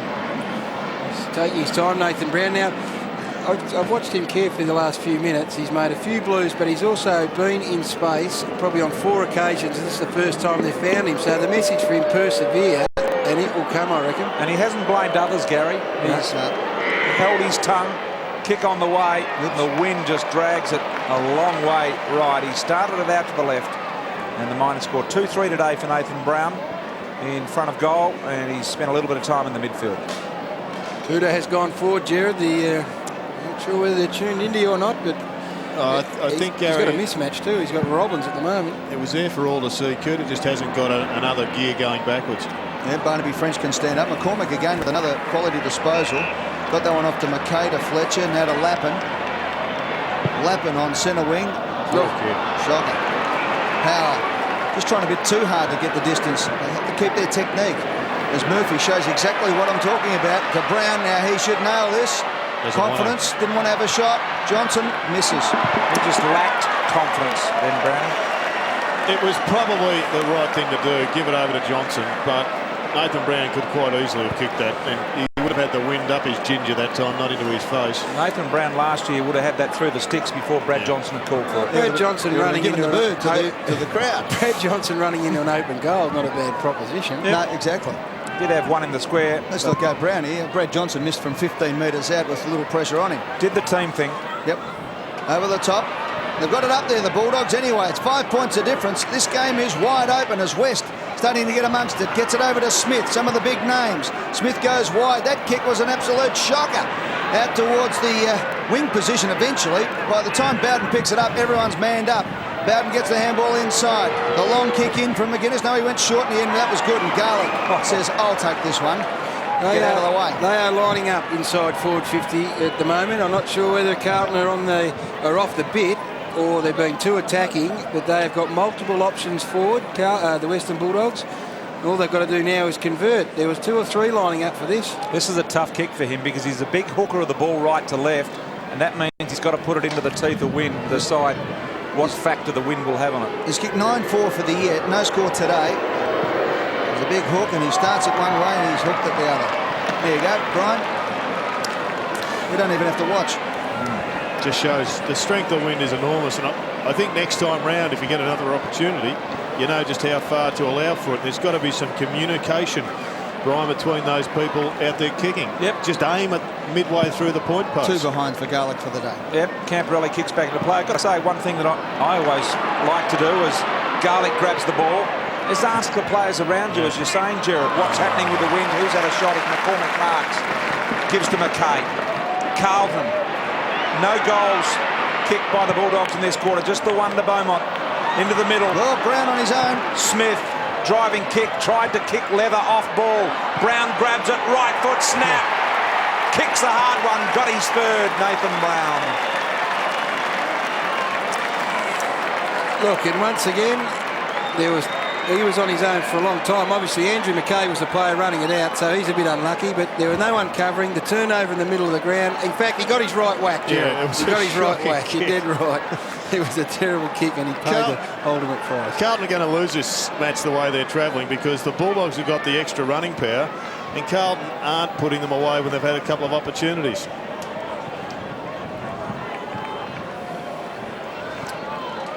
So Nathan Brown, the mercurial one, has worked very hard this quarter, and for everything being said and done, he's kicked the last 3 Bulldogs goals. Good tap. And has got them back within 2 points. Hahn does the bullocking work. The kick isn't so flash, but it doesn't matter. It's inside 50, and anything can happen from there. That's where you want to have it. But the Blues have got it. That was the 11th inside 50 to Carlton's 3 for this quarter, and we've only been playing 11 and a half minutes. Here's a chance for the Blues, guys. Off the beautiful mark there was Davies. Went for the spearing kick. McKernan, good play by Power. Dived in on top of it. Want to get it out. Umpire doesn't want to play it. And slowly the intensity in this game is just starting to crank up a little bit. Both sides, all players now realising that she's on, and you can see why Dennis Pagan has got Lappin playing in the back half, because he's one of the few players there at the moment capable of making exactly the right decision under pressure coming out. Yes, the Western Bulldogs defeating Geelong in round 1 by 39 points. Kick to the one-on-one, Murphy. Favola. Umpire said play on. That was a genuine duel. We'll let it go as Diamantina undergrounds one to the safety of the boundary line, and fair enough because he had no player on down the field. Just a wry smile from Brendan Travola. Asked the question, I think. One-on-one, body-to-body with Murphy in the goal square. Being asked to, you talk about players being asked to play above their height. Murphy, one of those there with Favola, McKernan, Darcy, McCormick applying the pressure. Darcy trying to come out of that contest with the ball, resulting ball up at half-back for the Dogs. And young Harris, who is just been okay with Mick Martin, is doing the right thing here. I think he recognised that Nathan Brown might just have Andrew Mackay on the back foot. So he just wandered off, and I like that. Give him a bit more room. Ball up, McKernan. Mitch Hahn over the top. And been the flavour of the day. It's been close-in balls here today. And Mitch Hahn on the bottom of the pack. So just the 2 goals kicked in this third quarter. One by Beaumont, one by Brown to register his third. Ratton and West playing effectively in the back pocket. Scotty West on Brett Ratton, and Ratton's had 17 touches. So Scotty West has gone defensive here. Ball up, McMahon and Power, 2 of the youngsters combining there. McMahon putting his head over the ball. Well done. Good effort it was. West That is deliberate. said, we've got a lot of players and they're not ours, so I'll go for the boundary line, Jared, and the umpire agreed with you. And I reckon Dimittina a bit lucky earlier. Chris Scott must laugh every time he sees those decisions not paid. Well, they've changed it now, haven't they? Just haven't told us. They've changed the application of that rule. Well, clearly they must have it, because it's that's what the evidence tells us. And yet they were so defensive about the Chris Scott one. But anyway, we move on. The ball goes inside 50. We need a summit. Oh, we had it last week. Whatever came out of that summit? Anyway, the ball comes out. Gold uniforms. Yeah, good. Robbins is there. Knocks it out. McGuinness goes for the torpedo. Just wanted a bit of distance. Well done. And Lappin said, I'm going to take this ball. He gets it off to Murphy, who's usually good with the skills, and he is no exception on this occasion, and Cooter marks. Now the Cooter from 50 to the Robert Heatley stand end. He's the bloke, I think, Gary, that looms to me as the real danger for the Bulldogs. If I reckon at the other end you'd put Cooter in the goal square, this is going to test him this distance, but he draws the footy, and Lappin once again supplying a It's almost play on. We're just about back him here, the old Cooter. He gives it a high hoik up to the goal square. The trouble is the length comes off your kick because there's so much wind to allow for. You basically got to take 10 metres off the kick by the time it travels, right to left with the wind. As his 15th possession, 4 inside 50 for Anthony Koutafidis. Very tough to kick. It's a point the difference. And all Bulldogs up past the half-forward line. They want to play the paddock. Robbins gets it out wide. Murphy. Lovely kick. That was good. He hasn't missed a target all day, Murphy, has he? Garlick now has it. Murphy keeps running. Garlick goes around his opponent, Beaumont. Now he kicks towards the centre-half forward position. Gene Syracuse got a little nudge out there from Koutafidis. It was enough. Camporelli on the burst. Kicks out wide, and Favola, that's Murphy's man, all on his own. Favola from 52 metres out. He's desperately after a goal, but he's not going to get one on this occasion. He has kicked. Well, he's kicked the goal. 6 behinds for the day he's kicked. Opportunities for Brendan Favola. Terrible kick over here from Garlick, I think, was it? Just came inside. When the breeze is going that way and you want to come into the middle of the ground, you better be 110% sure. I think he had Bowden on straight too, Gary. Could have given it, but Power's got it at half-back. Really starting to shape into some sort of contest this game now. 55 points apiece. McMahon with a low ball to Brown, who's come up the ground and marked on centre wing. Had a really big effect on this third quarter, Nathan Brown. Kicked 1 goal. In fact, has kicked the last 3 goals for the Bulldogs. Bowden presents and marks under pressure. Now it's 1 out with Harris. Mitch Hahn setting himself for one over the top. Harris and Martin go at it. Harris and Martin over the top. No one's touched it yet. Knockout there by Martin. Goes to Dimittina. He's got time to sum up here. Snap it goal is there. He's got his first. Dogs are back in front.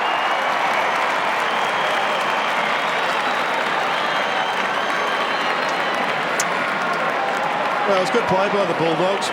They exposed the lack of mobility of Mick Martin and Anthony Koutafidis. You see this here, it's Dimittina just spinning it round for a goal. Must have been a close thing because all the Blues remonstrated, but I reckon the goal umpire had it pinged. Have a look at Mick. It needed to go over the boundary line. Then Cooter, he couldn't get back onto it. Little tap there, Cooter. And it wasn't all that flash. So the goal to Dimittina. And the Bulldogs are back in front by a goal. Real arm wrestle here. McKernan, was it French in there? McKernan it was who got the tap out. Good play there by Smith. Camporelli head over the ball, did it well. Got the handball out to McKay. The old firm combining for the Blues. McKay's kick is all important as he runs to 60 and chips it over the top of his intended target. And Andrew McKay's disposal today has really let him down. And that one was straight over the line and out of bounds. And remonstrating with his forwards who kept leading to the pocket when he knew he had time and space. He wanted someone back in the goal square to go to, but they kept coming at him. Yeah, I think the coach's instructions would have been going through Andrew McKay's head. I want the ball kicked in that position at the top of the square. 3 clingers to Andrew McKay so far. And the situation with that one, Eddie, is that the players leading are the eyes of the men with the footy, and if they don't have to lead, if there's no pressure. So really, they should have just said, keep coming, we're not going to move, running deep into defence. As we see Luke Darcy go down to the goal square. And I reckon his man, McKernan, may not have the mobility once again to go at Darcy at ground level. There's absolute shepherding left, right and centre going on in the ruck work here. Beautifully shepherded out. Allowed McCormick to come through, and a bit of poetic justice. He put it out in the full. So West has now got the ball at half-back flank. Oh. Dangerous kick, that one. Croft. He's got a couple of assisting players there. One of them is Power. Handball over the top was beautiful vision. It was magnificent stuff. Just get it to McInnes, to Hahn. He wants to give it off. That's why. What happened there? They butchered that. Darcy down on his own. Now Houlihan's holding it up because there's no one to kick to. Favola kept running. That's opened things up. Blues have got no one inside the paddock. Now the charge of the Light Brigade. Fletcher's going to get there, will he? No, he won't. Power went to ground. Needs to keep the feet, but the ball goes over the line and out of bounds. I reckon if you're Robert Murphy or one of those Rowan Smith, Mitch Hahn gets the footy, you're going to break the land speed record to get over him to get it off him. He just should not kick, Mitch Hahn. I reckon the wind has picked up and favoured slightly to the end of which the Bulldogs are kicking as well, and they're only a goal in front. And I think we pointed out just before half-time that most of the scoring had been done at that end, so they need to get going. Free kick, too high, will go to Dimatina. Is it the wind though? But we know the ball is being held up that end. I mean, it's very strange. It's not really. It's a scoring end, Gary. It is, but the wind's not favouring. We've seen the ball drop short there all day. Changed a little, I thought, but you could be right because McKernan's on his own. You normally are as they go forward. Johnson. Been a big day for Gary today. Kick down to Harris. McKay. Well, that's the lead. Wow, what will the umpire do here? He's under you. Garlick made sure that he chatted to the umpire about that, and Brian Harris will line up from the boundary line about 35 metres out. Tough kick, very tough kick. It's a tough rule, that. Oh, what's he supposed to do? Tap it back into this corridor? Well, he could have taken possession and tried to work it along the line. I guess that's the really harsh interpretation. Now he needs to hit a target here. Grabs the ball's tackle. I don't reckon it's worth shooting for goal from unless you kick it. Kicks across the face, which was always going to be pretty hard. And Mick Martin marks in the last line of defence. So Mickey Martin brings the ball out. It might come straight back in. Well done, McKernan. Well done, McKernan. Sensationally done, McKernan. Beat two of them and then gave it off to Fletcher. Fletcher now looks up. Kicks to the centre half forward position. Favola. Well, he really owes him at the moment, Brendan Favola. He's had plenty of it, but he's kicked 6 behinds, and Murphy beats him when the ball goes to ground. 2-on-1 situation here for the Bulldogs. Power can get it out to Smith. Smith went over the top. Power dived in again. He's got to knock it out. Great play, Houlihan. Sensational play, Houlihan, as the cavalry arrives in the shape of Davies. They get it out the lap, and this could be a game-defining play. Lucky bounce required. It sends up with Murphy. Murphy, usually a good disposal of the ball. Put McInnes under all sorts of pressure. Gone. Answers the umpire. When are you going to pay one of those? Here's Croft. Croft does enough to make Fletcher fall over and then says, get out of the way, I'll kick it myself. Runs the centre half forward. The long bomb up to the goal square. Darcy's there. Off hands. Good play, Mick Martin again. And over the line for a throw in. Carlton fans not happy. Missed opportunities. There's the big tackle from Corey McKernan. Well, that is gone. That is prior opportunity by a mile. Well, he held it. There was no attempt. He missed a few there. Well, what about Houlihan on the other side? Big 2-on-1 with Rowan Smith in the vicinity. Did enough just to hold him up. Bulldogs by a straight goal. Their forward line, Garlick grabbed it out of the ruck, hopeful of getting it. A free. And that was a penalty in the first 3 weeks of the year. Yeah. What happened to that one where you grab it out of the ruck? Matthew Lappin asking the same question, I think. So a lot of things have changed. Yeah, but, you know, let's gazette it so we all know when we turn up. It's 15th versus 16th or 14th versus 15th. I think the umpires have responded with the same. Good game of football, nevertheless. Close contest. Out of bounds on the full there. Up at the other end of the ground, Gary, I reckon Robert Murphy's got inside of Brendan Favola's head, and Favola's trying to play him at ground level rather than using his bulk and pushing him out. And Murphy's going to kill him every time. He's not going to chop his head off. He's going to give him 1,000 little nicks, and he's going to bleed to death. It's just edging him under the footy beautiful. The size difference is 188 to 184 centimetres and 95 kilos to 81 kilos. Ratton looked to get something high there. West got it out. Gian Siracusa happy to advance it forward, but kicked it out of bounds on the full. Gary and Jared, the situation is Favola is is out outside the 50-metre arc at the moment. Where should he be? Back in the goal square? Yeah, absolutely. I think, anyway, where he can lead it to footy or stand under it and use his size. All right, McKay's got it this time. Another all-important kick. Puts it up to centre half forward. Out he comes. Good play by Davies. Got the handball working to Camperelli. The kick is to an open goal. Bounce, bounce, bounce point. And it's now back to 5 points the difference. Carlton 56, Bulldogs 61 with 3 minutes 23 left on the clock. I don't think it matters where he plays, it's how he's playing. You know, the ball is directed at him. He's not using his strength to push him out of the way and take the overhead grab. Classic brains against brawn it is at the moment, Jared, and the brains is prevailing. Robert Murphy's football nous and knowledge is just got him baffled. Smith taking a long time down the middle with a kick that goes straight to Spawn because Mitch Haran didn't hold his spot. Spawn now kicks it back for Vola in the air. That's exactly what you're talking about, Jared Healy. Well, I think you just saw he's such a gifted player above his head. And he backed himself. I reckon it was, it was a 50-50 call, this one, but he was good enough. 8 marks, Jared. No Robert Murphy in the vicinity either, which was nice and handy. That's 50 metres. Brian Harris coming off the ground has run across the mark. Oh, no. All the other players were watching Favola line up. He has run straight through the mark to go to the interchange bench, and it's cost him 50, a certain goal, and the lead. Hasn't he ever heard of Jim Steins? Get him on the phone, Jimmy. Favola goes. Carlton are back in front with 3 minutes remaining in the third quarter by a point. He's back, Jimmy.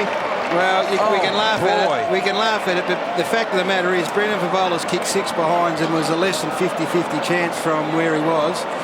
Right, and then Brian, I don't even know if he still knows. I reckon he would by now. I reckon there he goes. I reckon he just Rhodes had a chat with him. He's actually just kept running straight to the showers. But once again, they've changed that rule. If it doesn't affect the actual play, they have changed it since Jim Steins' time. Not in my time. Right, we've got to get clarification on that. I always said it was a rule. After Jim Steins, they've changed it in recent times that if you run through and it's not affecting the play. No, with your opponent. With your opponent. You're supposed to be within reach of your opponent. Yeah, I'm pretty sure if you go through on your own. Oh, no, it's 50 metres. I'm not arguing the toss on that. But once again, we've got about 8 different definitions of the simple rule. Just make one. If you run through, it's 50 metres. Here we go. The Blues are now revving up because the faithful are getting the roar of the Blues behind them. Up they go to centre half forward, off hands. Hula hands, Mercurial. It comes down to Hume. He'll go hard at it. Don't worry about that. He'll get a second crack hit. No, he won't. Ratton does the tackling. Bulldogs get it out, though, out to the wing position. 2.5 minutes of absolute tough football left for these Bulldogs to hang in there to three-quarter time. Umpire comes in and says, we'll have a bounce. Oh, it's going to be a big quarter. It's going to be a big last quarter. Desperation. Hickman on the bench. McKernan, Livingston, I think, and Wiggins. Ball up centre wing. Still time for a score for either side. Gone. Kuda flicked it out. Did well. Franchino, the first kick for mine. Yep, it is, but he's pumped it up there over the head of Favola. And Croft just squeezes the kick out. Ooh, dangerous doing those things, but Smith's got it. Smith now out wide.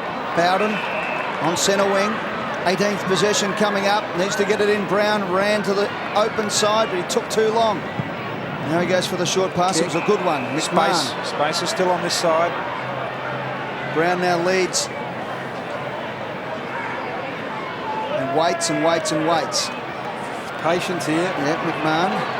Clock ticking down. We'll get the hurry up in a moment. Gives it a thump to the goal square. Brown from behind. Mickey Martin's got McKay's got it all day. Yeah, Nathan Brown was calling it long. I don't care what any meteorologist says. That ball is holding up. The wind is pushing that footy back. You cannot kick it 50 metres. Favola's over the back. Favola is over the back and can go. And still time for the Blues. He goes there. Murphy does well, but Favola did it magnificently with the one hand. He takes a bounce and runs away. Still time to score here. Just under a minute. Long. Kuda flew. At ground level, Houlihan's not over yet. Houlihan applying the pressure on Power. Kuda gets back to his feet, runs around. Right foot kick over the shoulder. Carlton have got some numbers here. Bouncing ball, off hands, Houlihan! Miraculous goal! His first. Blues by 7.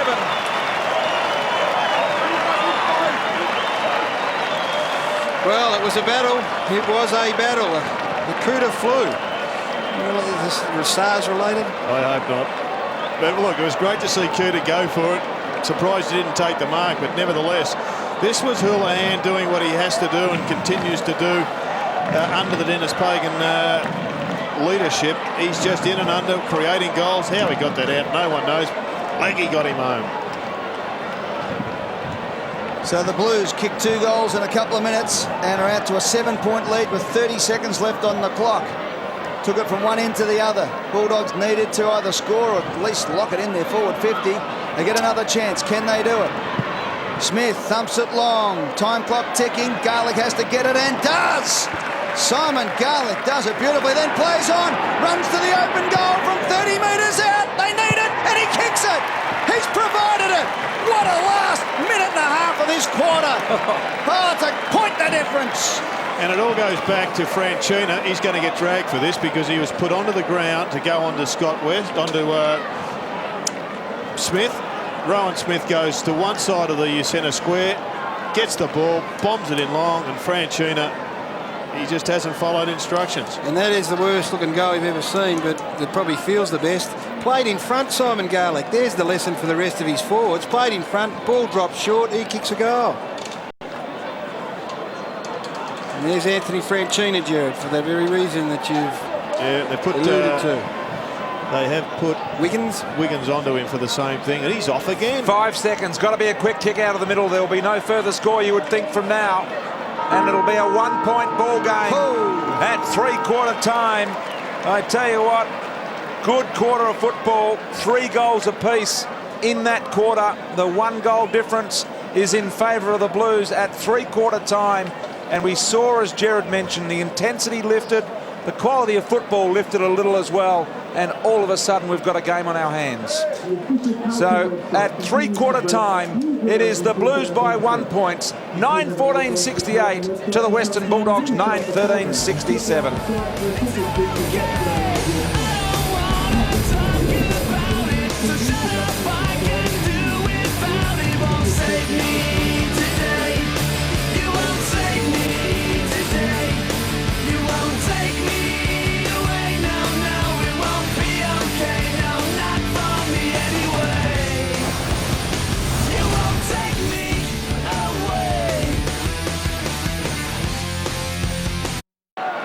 It's a critical battle in the middle. And McKernan and Darcy, if someone can get on top, then it's going to impact heavily. So the Blues by 1 point, and the King, Koutafidis, drives the Blues into attack within seconds. Camporelli the danger. Free kick. Couldn't gain possession. Beaumont was dumped in the Croft tackle. Power there, head over the ball. Has to knock it out. It'll be pinged in and under there, surely. Hickmott got a knock early in the game. Thus the bandage around the head. And a fierce opening to this 3rd quarter. Gary, you just saw the question you asked. Darcy hit the ball straight to Cooter fighter meters, and it is now in the Carlton goal square. How Camporelli didn't get a free kick is beyond me. Ball up. McKernan gets the tap, hit it to the right spot. Beaumont squeezed the kick out. No 15. Umpire calls play on. Robbins wanted it, flicked it out. This is vital. Gene Siracusa gets it out. McGuinness, they go around in circles to West. He wanted to get the handball away, but he ended up going for the kick. That was a beauty. Right down McMahon's throat. Away go the Bulldogs now to Murphy. Murphy's kick, normally pretty good. It was on that occasion too. Garlick over the top to Smith, to Gene Siracusa, who was in the goal square a minute ago, and now he's absolutely going to run all the way up here. He can have a shot. He can put the ball in the other goal square if he likes. Now he goes to Dimatina, who ran through but missed it. It was an ordinary kick in the end, and on the rebound it's Camporelli for the Blues, who sets up Houlihan. A dangerous Houlihan from 60 out, kicked up Beaumont, and Beaumont is marked in the spot where you'd want to be kicking a goal from at this end, directly in front, 35 out. This is no certainty. It's fair to say this is no certainty, but he should never be having a shot. The Bulldogs should have a goal on the board because they had total control there, Gary. Yeah, it's a shocking turnover from Gene Siracusa, but he showed in the 2nd quarter that he understands this wind. He brought one back from left to right beautifully, so I'm backing him from here, Jared. 2 goals, 1 for Beaumont today to put Carlton 7 points up.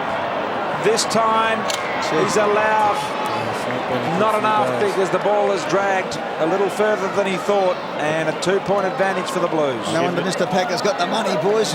We haven't had a bet all day that's got up. No, you're dead right. I would have thought that he would have read that beautifully.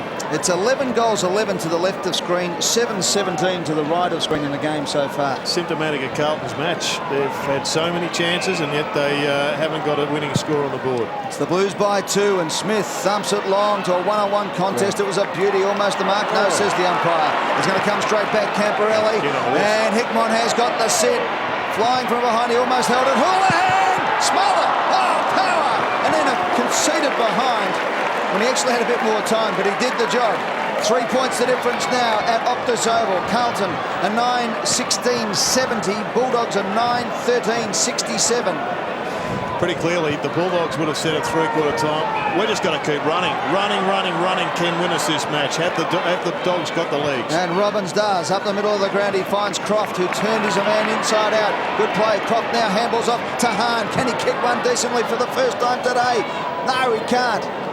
He blazed away, and it's through for a point. He's kicked 4 behinds now, Mitch Hahn. Yeah, it's a shame for Mitch Hahn because he's had a pretty good afternoon. He just has turned it over a bit and missed his targets. Murphy, 2-point advantage, Blues. Kicking to the scoring end, if you like, or the favoured end. Ball is long. They fly. McCormick had an influence on the game early. McKay almost run down. He was a good shepherd indeed. Ball out wide, but Robbins wins it. He'll drive this long. Brown's got the sit over the top of Martin. He'll push and nudge into him. At the back of the pack, Brown will gather the ball, can give it off to Gian Syracuse. Goes with a left foot snap, and he's now got goal number 4. Brown has kicked 4. Bulldogs back in front. Oh, he needed to kick it. There were 3 Bulldogs in the square. Well, I tell you what, just a little nudge there. Actually held out Mickey Martin, and he did the right thing on this occasion. Last time he gave it to Brad Johnson running into goal, he missed it, so he said, right, I better have a crack myself. And you need to give him plenty of room and space down there. He will give you the opportunity to score another 2 goals, I reckon. So the Bulldogs have kicked the last 2 goals of the game to hit the front by 4 points, and Nathan Brown has got 4. Been outstanding in the second half. Mitch Hahn has really had a crack in the midfield as well. Played a lot of the game on Koutafidis. 10 changes of lead in this game so far. Been a thrilling game of footy. Kernan taking the centre bounce now, pushing forward. So a bit of readjustment in the back half for the Western Bulldog defenders. Yep, and Favola going to the true centre half forward position. Umpire's bounce a bit sideways, slapped forward by Ratton. Hahn gets away. Handball over the top. No, the disposal's let him down because Ratton has picked it off and kicked at Davies. Davies has got a good kick on him too. He gets on the left foot. That wasn't his best effort, but it might come off because Houlihan's there. Sport by Beaumont in the end. Hickmon thrown to the ground, and the Blues needed a bit of torque. Big let off there. Well, that's the 3rd for the quarter. That would have resulted in a shot at goal. You've had Houlihan miss one round the corner, and the change is being made, Brian. Yeah, Beaumont's coming off. Long time between drinks here for the Blues. Round 22, 2001. Kick around the body. Came from Spawn. Don't tell me he squeezed the goal. Trent Spawn has kicked a miraculous goal, and the Blues are back in front.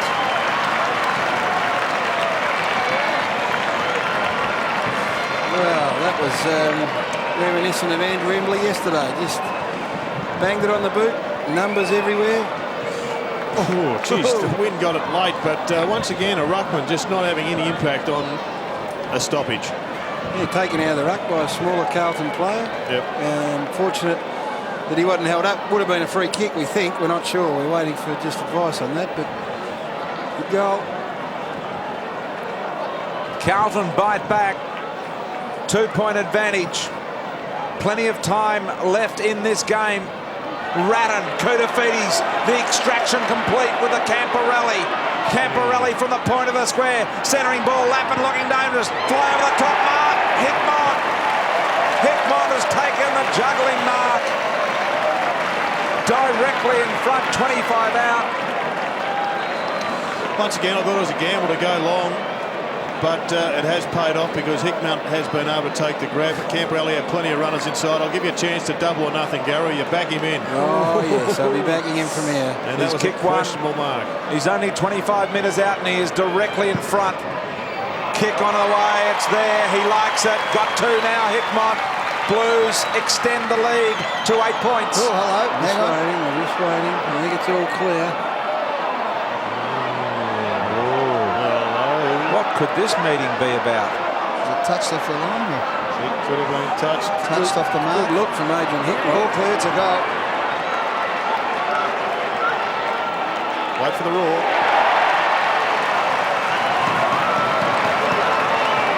Just as well. And Chitty's going to fix him up.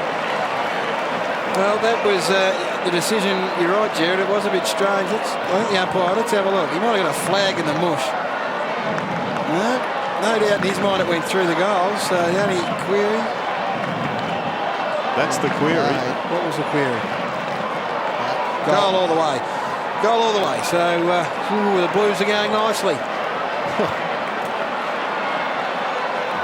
So the Blues slam on 2 goals on the trot and lead now by that margin of 8 points. Big centre break for the Bulldogs. They have to get it out. Darcy to Dimartino, but it was intercepted now. West gets it out to Dimartino, just trying a bit of space. Gets the handball going. Not further afield. West is in there again. Hume over the top of it, does it well. Have a bounce at centre-half forward position. He has done one of the better nullifying jobs on Scott West today that I've seen for a long time. Raj. And West has been in great form, Jared, which makes the job even more difficult, and the reason he probably got the job in the first place, because West has been outstanding this year for the Dogs. Darcy's kick was smothered, then he had another go at it. Dimartino, he's a wrist return in Lygon Street. He'll have mixed feelings if he wins tonight. He'll have no clients, but he'll have the 4 points. As Robbins kicks it out in front of Brown, the mercurial one. Well, he was pushed in the back. First to recover was Brown. He got the handball out. Here's a chance for Garlick. Garlick runs into the open goal. Now he squares it up beautifully. And the mark's been taken by Gilby. Lindsay Gilby, the chance of a lifetime to get the Bulldogs right back in this game. Still plenty of time. Great play here by Brown. Have a look at that. Just had to squeeze the handball out. It was more of a throw than a handball, though. It's a beautiful non-handball, but that's a good decision from Garlick. It was always going to be difficult. Got it the right spot. Gilby comes in and kicks the goal. It's 2 points the difference.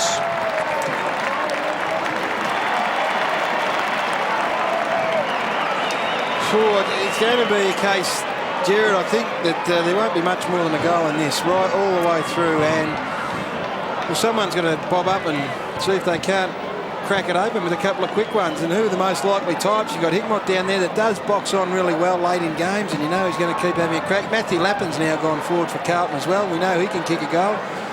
Favola up at half forward, and down the other end, Brown really looks the only type.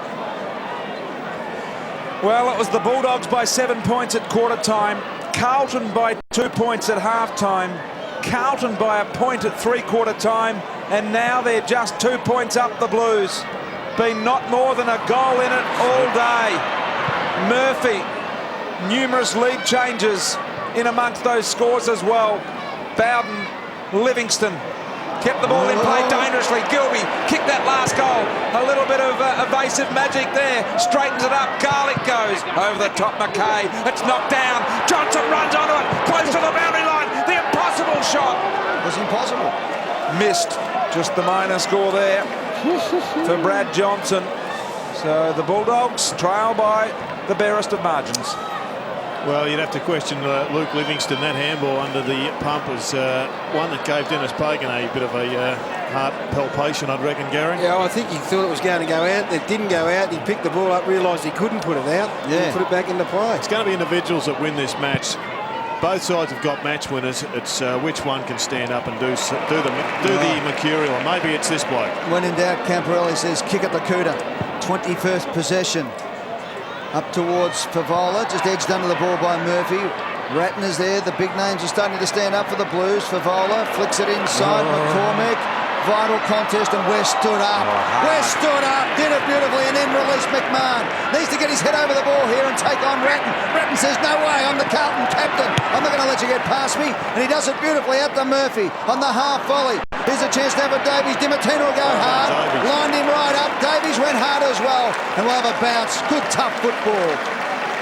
That's the time in a game of footy when people talk about courage. Davies and Dimartino had a moment there where they could have perhaps looked tired and not gone hard, but they both said no. And Davies popped it right in the scone. It's a good effort. Scotty West, he's a champion player, and you can see him just starting to lift. He's getting some important possessions, and Darren Hume needs to respond. A couple of them starting to come back to his speed as well. It's interesting. Ratton and West are the two blokes who are making the difference in the clinches at the moment. Here's Houlihan. A little bit of skill around the corner. Hickmott smothered. Free kick in the back for Hickmott. This is a big call from umpire Baldwin. It is a big call. I'd like to have another look at it. In the context of the game, where there have been bodies going in left, right and centre. That's what Davies nearly got his head knocked off a second ago. No free kick. This is where science and experience comes into it. He's got to start this almost outside the left goal post. Hickmott has kicked 2 goals, 1 this quarter. In fact, the last goal for the Blues, he's a beautiful kick at the goal normally. And no exception, and he puts the Blues 7 points in front. That is a massive free kick to call. Need to have a look at it again before the Bulldog supporters can... Oh, no. No. Well, he's making the most of it, has Adrian Hickmott. He's got 3 goals. He's got 2 late in the game. And you know, this is the thing about him. He had a good spell on the interchange bench for a while with the blood rule. He should still have a little bit of petrol left in the tank. And he goes hard at it, gives himself a chance.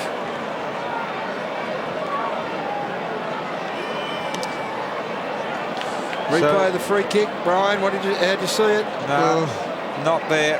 Just a one-on-one contest with very little help. Carlton have kicked 4 goals from free kicks today. Hickmott's got 2 goals in this all-important last quarter, and he's come to life. Brown's put himself into the middle of the ground. Immediate dividends as he kicks to half-forward Livingston. A funny sort of old punch at it. McKay, he'll be steady. Handball to Camporelli. Went and got it. Last night. Kudafiti's coming to life. Livingston the standing start. Now Houlihan's got space to operate. He's got Murphy running free. Pagan likes him because he kicks it long. He kicks it long like that. Beaumont will keep his feet. Ball will beat him through. Croft's gone down with a bit of cramp. But it's an 8-point margin in favour of the Blues with 10.5 remaining. It was a big go by Croft to get that punch, wasn't it? A couple of heroic efforts there. Oh. This is where they can start a goal, though, the Western Bulldogs. They have got the capacity to run this ball deep into their forward line. And Smith, if you were Smith, why wouldn't you just take off, Gary? They've got to, they've got to get the run from somewhere. Still plenty of time in this game. And look at that kick from Smith. He's kicked at the back. An absolute mile. Murphy has taken the screamer. Off the Kudafiti's. Kudafiti's kick is a beauty. They were slow to respond, the Bulldogs. Croft had that cramp. But they're lined up on the zone still, the Carlton players. And Corey McKernan has the chance to really kick the goal that could be the winner in this match. Biggest margin in the game so far has been 9 points, and that was at the 8-minute mark of the first quarter. Since then, it's been out to about 8 points, the biggest advantage. Chance for Corey McKernan to make the difference. 14 points from 51 metres. The kick is on its way. And Big Corey kicks his second, and the Blues could break their home ground hoodoo. It definitely seemed to be the case as Barb with a tear in her eye there, sitting in the grandstand. It does appear that the conditions have dropped off a little bit. Gary, I'd love to see the Murphy mark again because he rolled the dice. It was Russian roulette. Have a look at the back. He goes for the grab. At the back was Jan Siracusa. If he missed it and didn't go to punch and it dribbled over the back, he may well have been the villain. And yet right now he's getting slaps on the back from all. And he's gone into the middle with Nathan Brown. Carlton have kicked 4 of the last 5 goals of this game to lead by 14 points with just under 10 minutes remaining. Important clearance. Time running out for the Bulldogs. Croft worked diligently all day. Tackle. The Beaumont tackle was excellent. A bit weary. They've got a few weary boys out there at the moment. Certainly Croft. He's had some cramp. He's been pretty brave. McKernan takes him straight to the goal square. This means they've got no ruckman. This will be Darcy against the Kuda man. Let's have a look. Koutafidis, Darcy grabbed it. Tried to get boot on ball. It's flicked out the back door. Camporelli. McCormick. Houlihan punches it on. Knew he would have been tackled if he'd gained possession. Fast hands Camporelli. Murphy. There was one dog in amongst the middle of them, and that was Gian Siracusa, and he held them up nicely. Why would you stop that? He did a good job there, Gian Siracusa. He was. They were gone there. The Blues had enough numbers to score one. Nathan Brown on Justin Murphy in the middle of the ground. Nathan Brown looking for every opportunity to push forward, so just needs to be tight and defensive here. Darcy, dangerous handball, but they've got to take a risk or two. Johnson in space, used every moment that he had to dispose of the ball. Eagleton's onto the ground. Can he make a difference up forward? Fletcher won that ball. Kick out wide to the boundary line is out of bounds on the full, and the Bulldogs will get it back through West. So West has the ball on centre wing. Brown need to kick 3 goals. Brown's got away. This is where he got the advantage, the Dogs. He got the runners streaming forward. Beautiful play by Brown, opened it up. The kick was a floater. Here's a chance for Eagleton. Tries to crash through. Handballs, opens it up. Harris couldn't pick it up. Maybe should have gone the soccer goal. Has another kick. No 15. Play on. No, fell over. Here's a chance now for Garlick. Gone. Drop the ball. Umpire says throw it in. Great defensive work by the Blues there. That was just terrific. And Gary, you saw the slip there. That's exactly the reason why you wear the screw-ins. For those match-winning situations when you're under the pressure, you've got to turn on the tightest arm. Justin Davies applied the tackle. It was great. Camporelli, has he lifted this quarter? Here's a chance though for McMahon. He couldn't find the boundary line. McMahon kicks it to the hot spot. Flyers needed. Johnson's one of them there, and he gets it. Johnson read it off the boot beautifully, and Brad Johnson has the chance here to get the Bulldogs back in the game. He's kicked 1 goal, 2. That goal coming at the 8-minute mark of the first quarter. He's kicked behinds in the third and last quarter. And here he is. You can see the goalposts behind him there. 16 possessions for Brad Johnson as he comes in and kicks the goal. And the Bulldogs are back in it. He's got his second.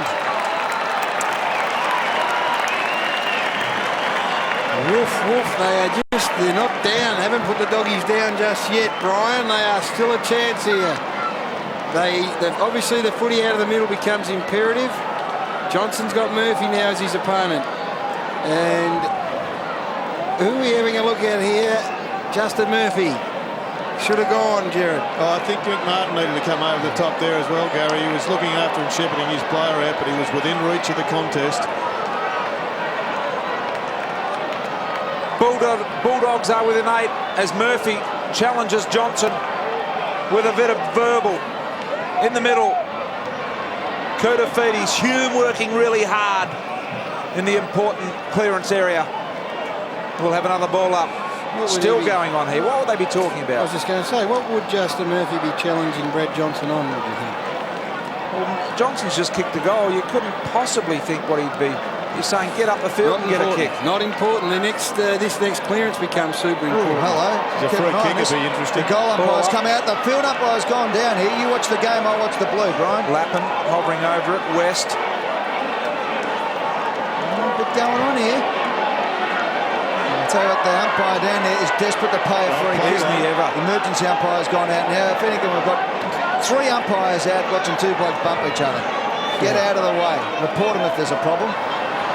McMahon's got it. Now, here we go. Here's the test. They've been blowing with each other. Who wants to stand up? That man does. And Justin Murphy has to stand on the mark and watch the ball go over his head. Oh, this could be very embarrassing if it goes through. Well, this is the kick to give the Bulldogs any chance of winning the game. 21 minutes are gone. Look at Johnson. Look at him. He was determined and he took the mark. He's well within distance. He's 40 metres out. The angle's pretty tight. His 17th possession. He's kicked 2 goals too. The kick is on its way. And I think he has kicked The point. Back at the last takeaway that resulted in their shot, Brett Ratton goes up and punches the ball. They didn't have a ruckman, or in fact Cooter didn't get near the ball. Brett Ratton, you'd reckon, to be on the end of the punch. 7-point advantage. The kick back into the Blues went straight to Darcy. Too far out there. Now they've got 3 numbers there. Kick it long and kick it in a hurry. Here comes Harris. He's got a leap. Watch him. Couldn't mark. Good call, BT. Gian Syracuse to Dimatina, who can kick goals. Dimatina wheels back, long ball, the goal! Got two! They are within a point, the Bulldogs, with lots of time. I wouldn't be over-celebrating it if I was Paul Dimatina. It was a terrific goal, but there's much work still to be done. 6 minutes on the clock, a point the difference. It was never going to be more than a point in it. That is a great jump from the young man, Daniel Harris, and it creates a spill. You've got to jump at the footy aggressively. Give a contest. No uncontested marks in your forward line, because this is what eventuates. And Dimatina, that was a special finish. Big centre clearance here. Murphy still going at it. The last time these two teams met was at Telstra Dome, round 21 last year. Carlton won by 2 points. We've got 6 minutes and 1 second left on the clock. It's Carlton by 1 point. Dimatina off the ground, Ed. Hume grabs the ball, thrown to the ground by West. There'll be no easy possessions in the last 5 minutes and 55 seconds of this game. Rowan Smith's gone into the goal square. Talk about talent. They've got Johnson, Smith and Brown all in the goal square. Well, they've decided Peter Road is going to win this game by brilliance. Get it up forward. Darcy slaps it forward. A chance now for the Carlton side. Camporelli's been good out to Ratton. Ratton get to Koutafidis, but they have got them backwards anyway, the Bulldogs. Around the body, a blind kick from Ratton up towards the half-forward position. Hume will go hard. He does. He knocks it forward to McCormick. 55 out. He goes around the body to Hickmott, who drops the mark. Hume made up ground. Houlihan kicks and kicks a goal. Give that one to Hume for the assist. Houlihan gets the goal. Darren Hume, I think I heard you say yesterday that Jared Malloy can influence a game without getting too much of the footy. Well, Darren Hume today has only had 10 possessions. He's had 1 mark. But boy, golly, he's had a fair crack at this. And I tell you, the effort of Favola and also Hickmott to go at it and cause the spill was great as well. Got it out of the centre of the Blues. If the Bulldogs have got to win, they've got to move it out of there soon. It's been a combined total of 9 goals kicked in this electric last quarter, and the Blues are up by 7 points. Peter Road on the phone issuing final instructions because we've got 5 minutes remaining in the game. West from behind. Boyd, the tackle.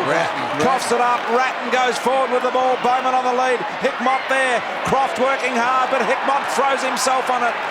Croft happy to see it over the boundary. Wow, what a game. There's the Carlton box.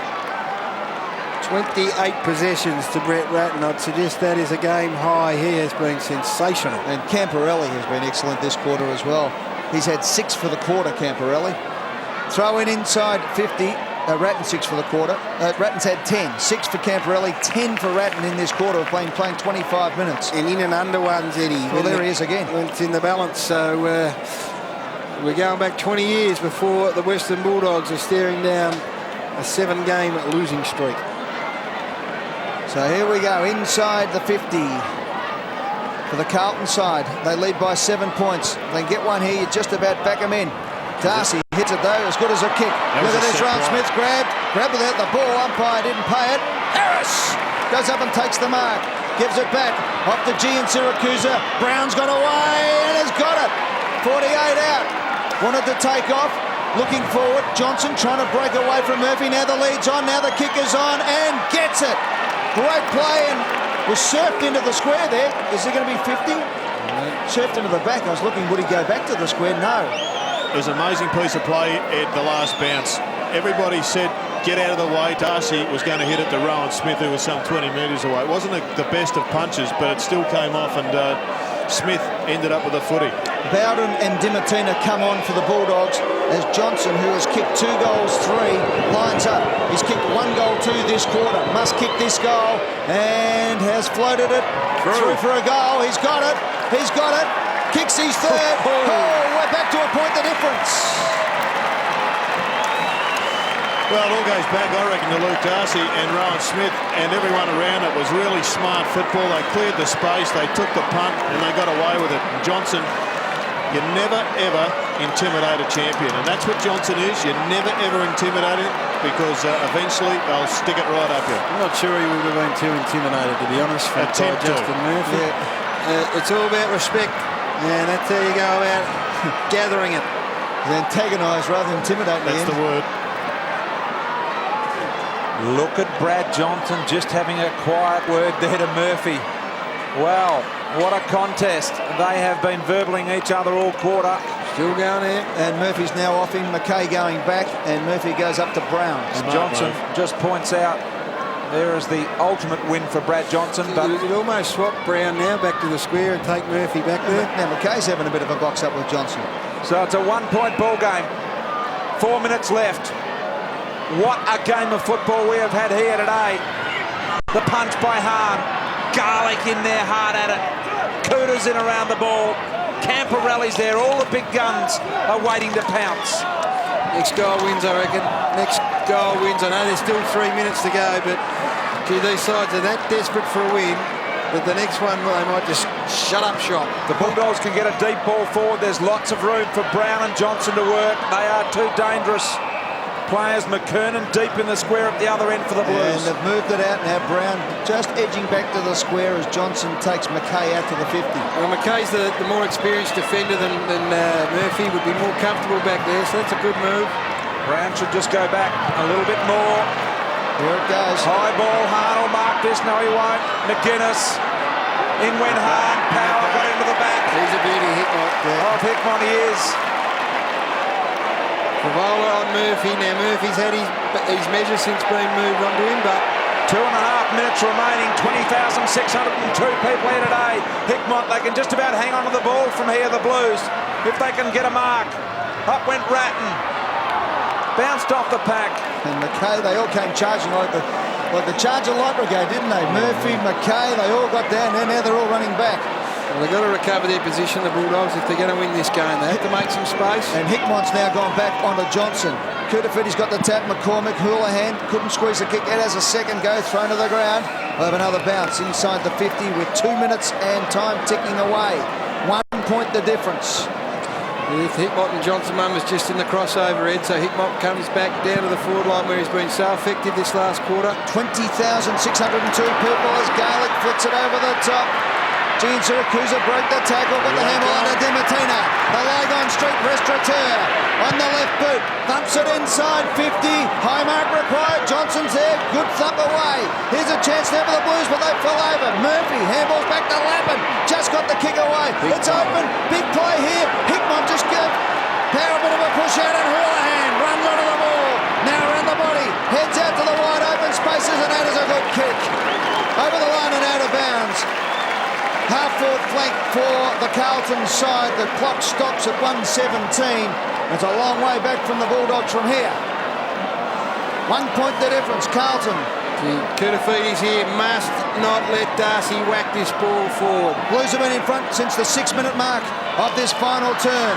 Ratton went hard, Hume went hard as expected, so too did West, and they forced the ball up and the clock keeps ticking. No loose men in defence for Carlton. Dennis Pagan's resisted that temptation. He's just going to play this out, see if they can't get a goal and ice the game. Well, Bulldogs got one spare hanging off the back, which may not affect them, but it's Kutafiti's man. Robbins. Great tackle. Caught with the ball under a minute. Hume again. Yep. Peter Rode wondering, have I got everything in place that can win this game if we get the right ball? And I think he has. He's got them well set forward. It's about winning it here, though. Houlihan, kick inside of Favola. Led Murphy to the ball. Favola did well. Robbins came through, picked it up, but they're going to have to go the long way around. No, they're not. He brings it back the other way, but there's no one there. Gee, and Siracusa needed to go. Gee, you really have to be prepared to lose the game right there and go into the middle of the ground or over the other side to Croft rather than play back safe footy along the boundary. That will be it. They can hold it up here. 15 seconds. Carlton are going to win their third game of the year. The Bulldogs are going to lose 7 in a row. McKernan! Just to make sure the siren will sound.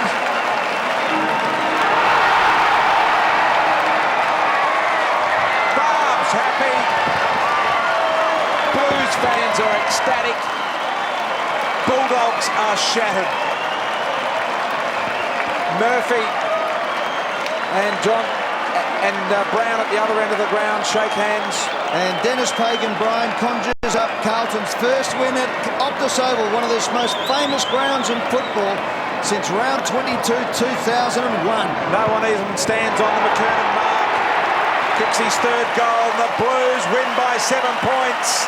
Look at the enjoyment being shared by the team and the spectators. It's been 2 years since Lily of Laguna has blown out over Lygon Street. And today they sing it long and strong at Optus Oval. Let's have a listen to it.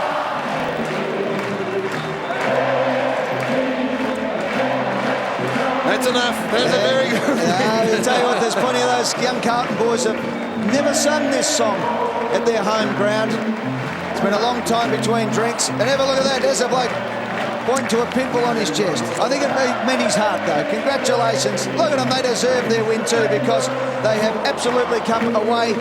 Their supporters have really gathered behind them. Over 30,000 members for the first time ever in their history. Congratulations to Carlton. They deserve their win. They do indeed. It was the Blues, finally, 15-17, 107 over the Bulldogs, 14-16, 100. And we can go down to Michael Roberts, who's in amongst the Carlton boys. Right in the mix here, and Darren, you've done a fantastic. The boys were raving your job on Scotty West today. Kept him down, but this is magnificent. The locals have stuck around for you. Great to win one. It certainly is. It's been a while since we've won a game here at Optus Oval, so it's great to finally get over the line here. Well, you haven't won one since John Nichols was captain. No, it was back in round 22 in 2001. But listen to the crowd. This is sensational stuff. This could actually lift your year. This is what it's all about, mate. Hopefully, these sort of victories can just instill a bit of positive into the mindset. When we put our mind to it, we can do anything. And how tough was it out here with the wind? We had to talk about it all day. It was just one of those suburban footy matches, in and under. It was, mate. There were tricky conditions, and it was hard to kick goals. It was good in the end there to finally get a couple on the board, and it's just good to win. Get in there, mate, and celebrate.